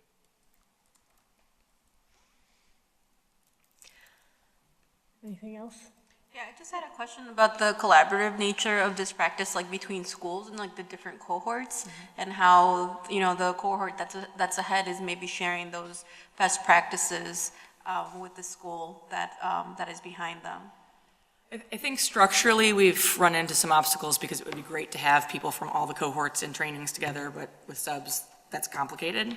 One of the things we're developing this year is a theme catalog. So a school could go and say, okay, we've identified this as a priority in our school. What other schools are doing this? What other school, where are they in the process? What have they tried to introduce? Because I do think there's some real value, and we're seeing from cohort to cohort some significant themes that are emerging. And then they can also advocate for some of these kind of, what we've been talking about with our teams is kind of what's below the line is what's within the control of a school climate team, and above the line might be systemic structural pieces and how to navigate that advocacy in both directions, because it can be really overwhelming to just think of these big systemic things that they don't feel are in their control to change. But I think we want to continue to figure out how to create connections between those different cohorts. And certainly as someone who's in all of those trainings, then I bring some of the learning from one cohort to the next and say, hey, here's something that we identified with this cohort that I think you want to think about. You know, certainly we've been very fortunate that the cohort one has really reached some impactful work, I think, but it's, you know, being that they were the pilot, there's been some learning and some adjusting as we go. So what we hope happens with cohort 2 and then cohort 3 gets like the most efficient, most productive way to do it as we have worked out some of the kinks. I want to thank you both for your work. And again, I really think this is, school climate teams to me are the equity work and the training rubber hitting the road, right? I mean, again, we've trained most of our staff here in District 65. We had the training around, I mean, through Beyond Diversity, SEED, again, when you leave those very powerful and transformational trainings, it's like, okay, so now what? And I think that this, school climate team provide the what and the how in regards, okay, so what does this look like in our schools, in our classrooms, and how we associate with one another in order to make this equity move forward. I agree with Candace in regards to trying to, again, disseminate this to, as part of one of the challenges that you noted was, again, school climate teams communicating with the rest of staff, again, sharing this with DEC leadership as well as, this presentation I think kind of helps, clarify, what school climate teams do. So, I mean, it's a lot to take in, but again, for me, this furthers our work and really makes it concrete as opposed to kind of just the, pie in the sky systemic view. How do we change systems that have been, have marginalized communities for so long in the classroom between, staff and through our practices between children and adults and communities and schools. So thank you. I'm going to echo the idea of taking this presentation on the road because I do think it is fantastic and it provides a lot of information and a lot of, fills in a lot of gaps that I think we had on the board around how exactly this work is playing out and some gaps that might exist in schools and in communities about this work. I feel like there is a lot in here and I'm probably going to think of questions that don't really make sense to ask at this point at night, but the one thing that I would ask, especially looking at, there's been so much incredible work, but there are challenges, and I appreciate that you identified and laid out some of what those challenges are. So what do you think are, either at the school level or at a district level from a board perspective, what would you need to help overcome some of these challenges to make the work run more smoothly? I think the first thing is that we have to recognize that school climate is hardest in the buildings that don't have strong school climate, right? So whether it's not having strong principal leadership or whether there's been a lot of transition or, complicated staff relationships, that those schools are just going to need additional support to get to the same place as other schools. They may struggle to get volunteers for some of the work because people are not feeling that sense of belongingness. I think structurally some of the themes that are emerging that every school climate team is trying to tackle are around lunchroom supervisors and thinking about whether they could have more training. I think that there's a lot of harm happening to kids during that space, and then they're bringing it into the classroom, and then we lose instructional time as teachers try to support and navigate those pieces. I think that is compounded with some of the sub-issues that we have. I think with the lack of subs causing us to pull specialists from being able to do the work they should be doing as specialists, or quality of subs, or not being able to be at school climate trainings. I think that's another big district-wide piece that an individual team can't solve. And then I think alignment is something that we're really invested in trying to figure out how to make this work with all the other mechanisms that are in play. I think that that's going to be something that the board is going to need to continue to demand, frankly, to make sure that it is clear to everybody how these things are all integrated. I think a lot of great work is happening across the district, but making sure that we continue to think about how all of that work aligns will be one of the challenges moving forward. So the school climate team identifies and takes a look at what's going on within their building in terms of, at this point, relationships and or safety. So they see, there's some problems here, and maybe one of the tools that I want to implement in this building is the restorative practices, or we really need to change the way we are doing some of the work with PBIS. So the team itself is assessing, looking at where they have issues, where there's maybe problems in relationships between staff with each other. So they sit and study this issue and then develop some tools or plans for how they want to really make that change. And that's hard work. It really takes time to sit and think and assess and then develop and implement a plan that can make a difference in terms of your school environment. So it's a process. It's really exciting work, and we have some incredible things going on in some of our teams, but it takes time for this to play out.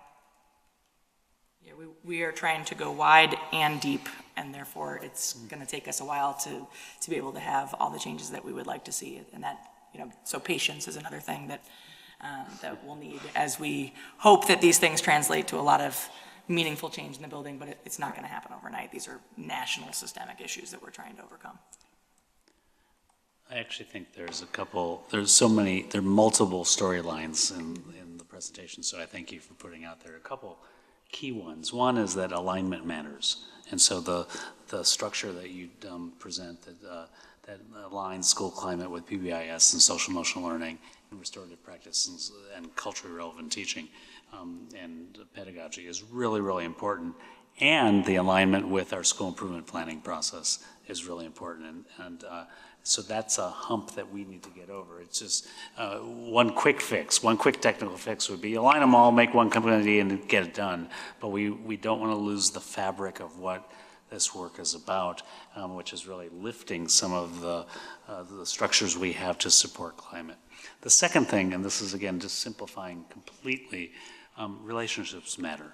And so the structure of student, staff, student, school, family, you can look at that, but that is so essential to first and foremost making sure our kids are safe and feel like they have a safe place where they can learn, a safe place where they can explore, also a safe place where they, if something's going wrong, they have voice to actually go articulate that. But the same thing with our adults in the building, and then our cross relationships as well. So part of what we need to be working on in the year and years ahead is on how to continue to stress that relationships matter. They matter in the lives of our children, and that this alignment work, I truly believe we're going to get there, but it's going to take us some time to get there.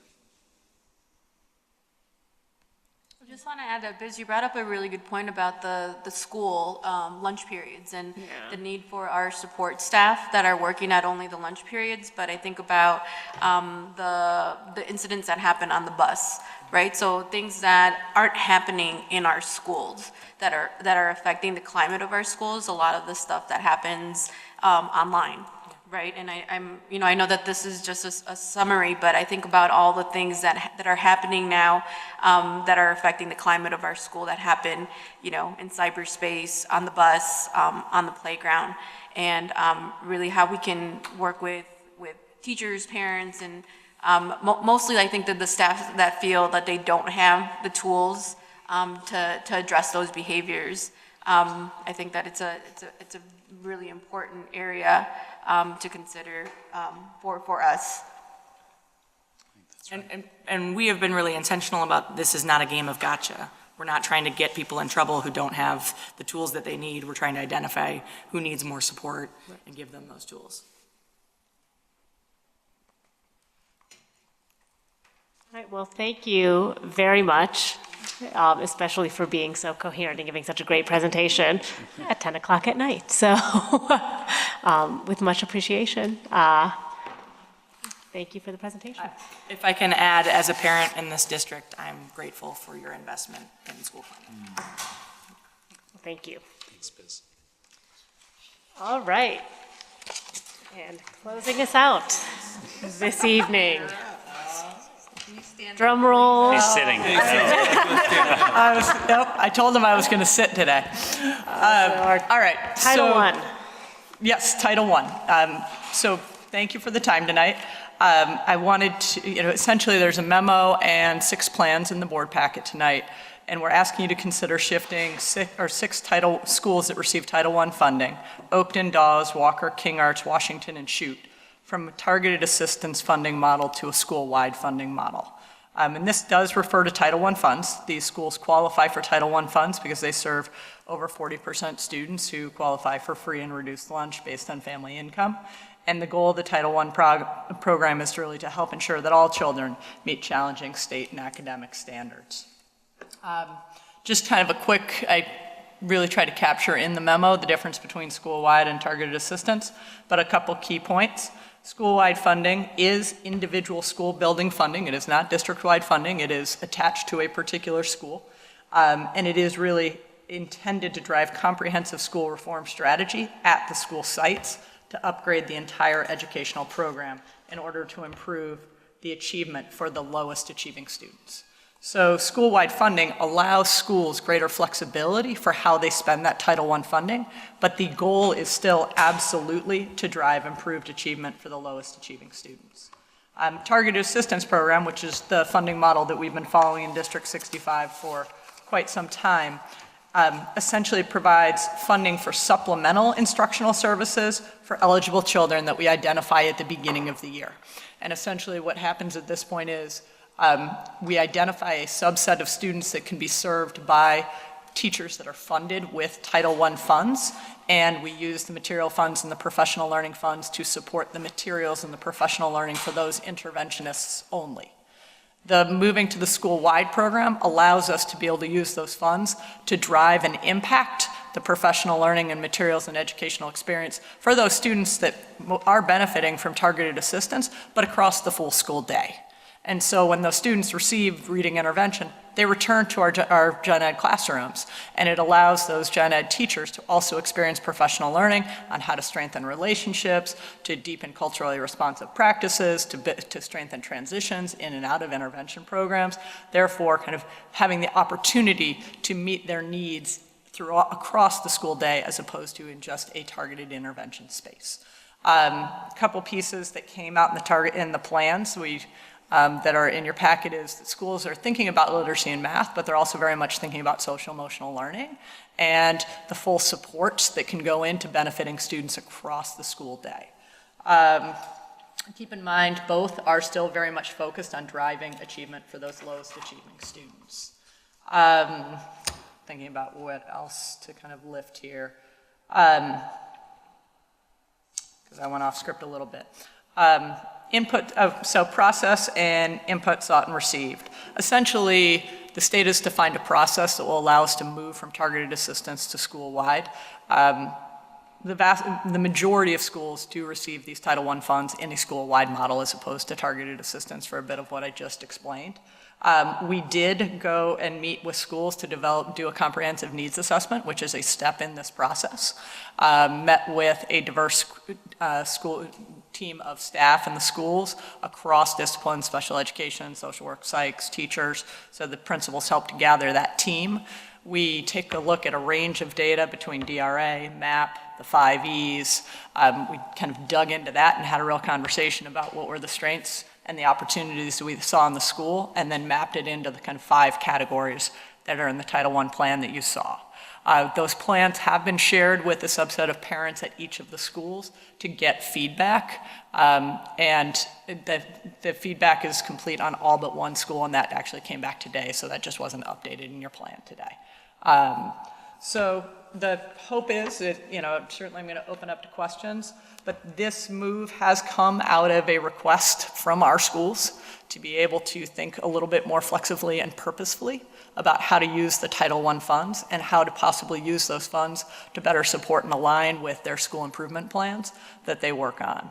And so at the district level, we clearly support this shift and see it as being a way that we can better utilize our funds. A final piece of this is that if schools, with some of the restrictions around targeted assistance, there are situations at points where if schools do not spend out their full funds at the end of the year, those funds do roll over, but you lose a percentage of the funds.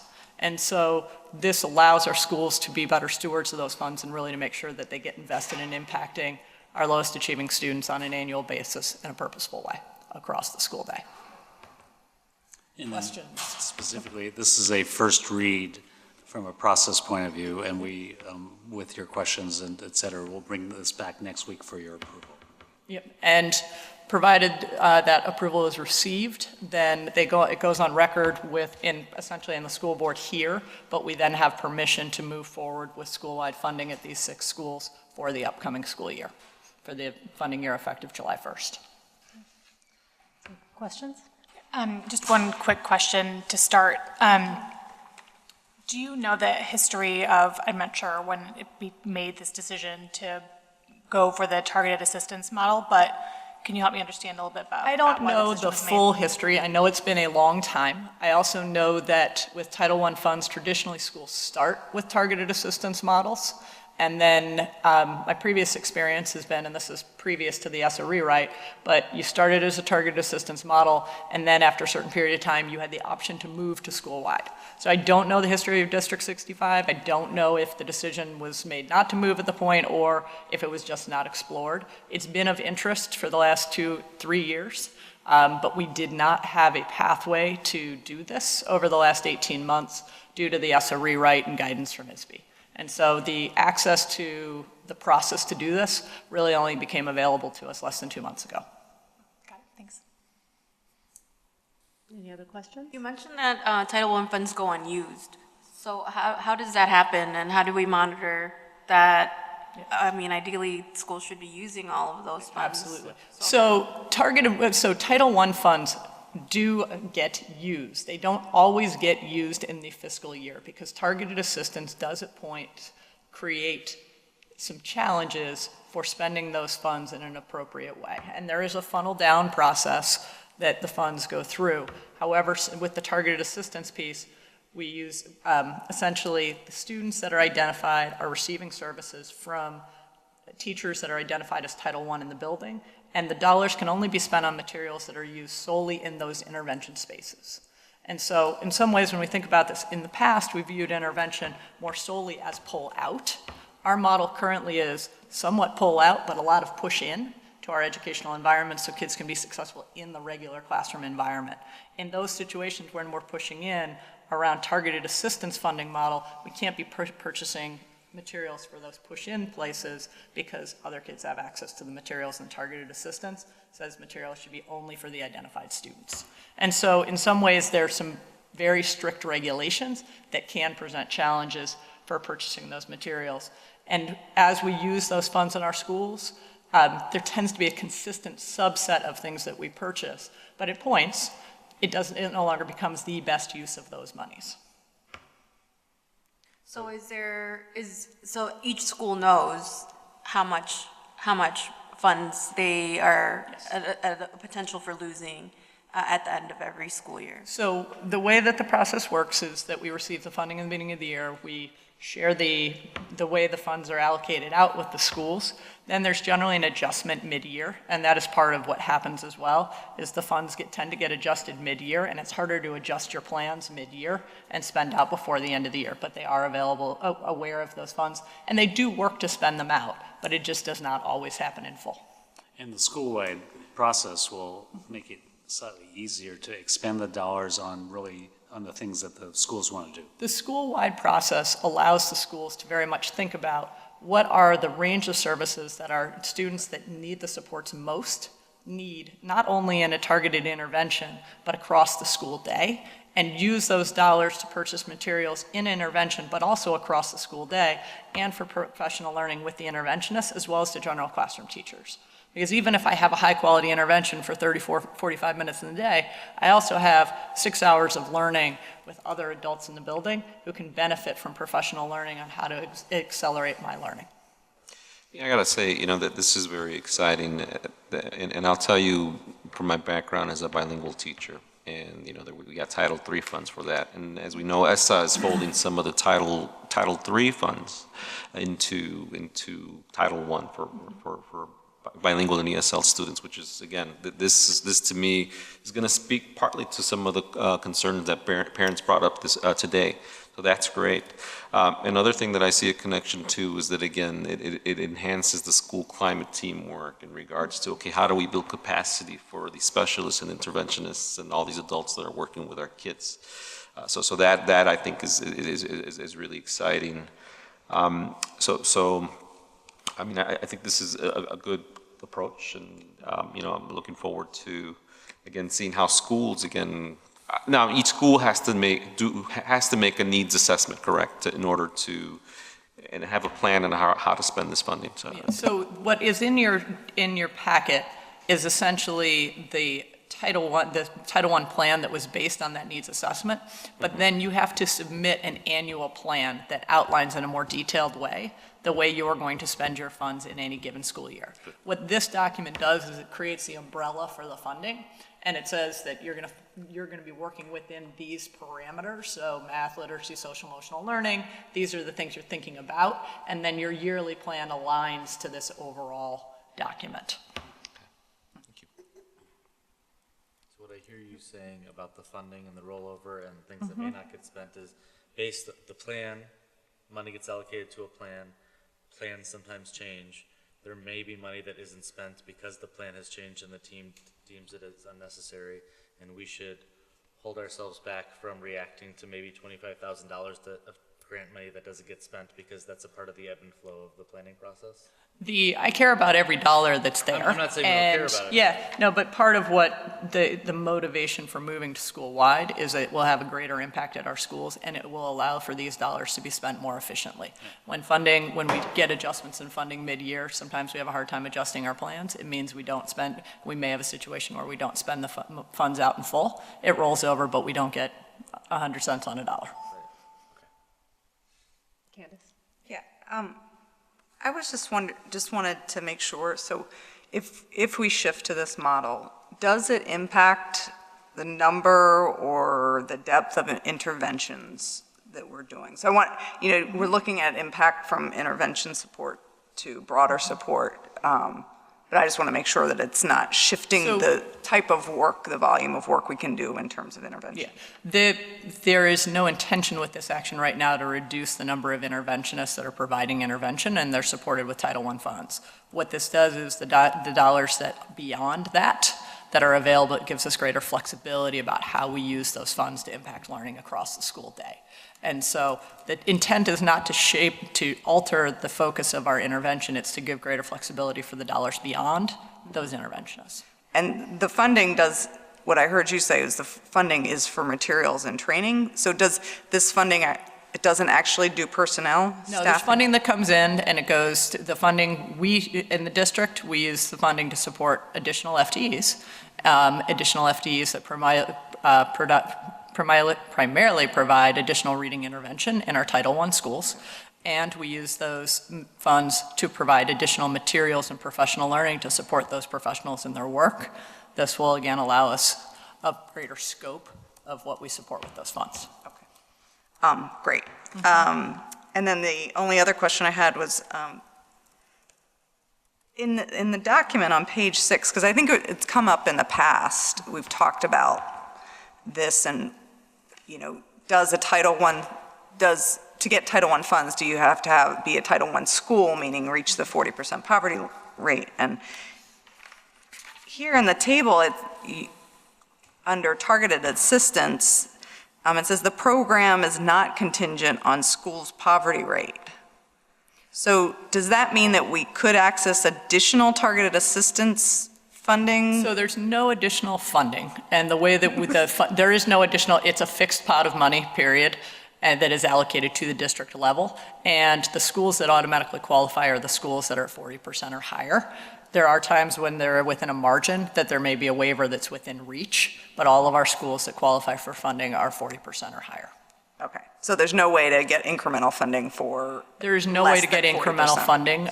We have an additional school that looks like it may qualify in the next couple of years just based on trends, but it will not mean additional dollars for us. It just means we'll be cutting the pie differently. Oh, okay, that's not good. That's my understanding at this point. Okay, all right. Oh, wait, say that again. So if right now we have 6 schools that are eligible, if that goes up to 7, we don't get any additional dollars. The initial indication is it wouldn't be additional funding, it would just be dispersing the funding differently. Wow, okay. That's upsetting. That is upsetting. Thank you. Did you have any other No. questions? Thanks. So, and I guess wanted to clarify, because right now, it sounds like with the targeted assistance, we have a pretty defined way that we can use Title I dollars. Yeah. So with shifting to school-wide, there's still going to be a defined way that we can use those dollars. It's just we have a little bit more flexibility as opposed to just using it on interventionists. That is that correct. So the plans that are in there really still have a heavy focus on literacy and math with social emotional learning, and ESSA has allowed us to kind of write in and think more broadly about social emotional learning and wraparound supports. And so it does create a greater breadth of opportunity for the schools, but the primary chunk of dollars is still focused on intervention in our districts. Okay. So it's not like all of a sudden we just can willy-nilly do it with what we want with those dollars. There's essentially kind of there is a funding formula that follows through, and there's a commitment to reading intervention in this district. Okay. Thank you. Anything else? Yeah, I would just say in connection to the public comment that we had today, the paraprofessionals, the teachers that are funded through Title I, I mean, it just makes sense, and it would be great if those people were bilingual. So the population that they're serving, we had parents come out, and I think we all know the need for bilingual paraprofessionals and teachers. And, the list of teachers that are funded through Title I think it would be in our best interest to ensure that those people are bilingual. We do, thank you, and I appreciate that. And that is a priority as we're looking at going forward at positions, both potential of hiring individuals that are bilingual or have an ESL endorsement. Anything else? This is a tremendous lift by Stacey to get these plans ready. So, while we were all winding down, as we were planning towards the end of the school year, Stacey was digging deep. So just well, and sincere thanks to the principals as well, because the principals worked hard to pull the teams together, the individuals that are listed in the plans and the whole thing. So it was very much a team effort, and there's a lot of interest in the schools to be able to move forward with this. Thank you. Well, thank you. Well, we will bring this back for a vote next week then. Thank you. Thank you. With no further business to come before the board, I adjourn this meeting at 10:27.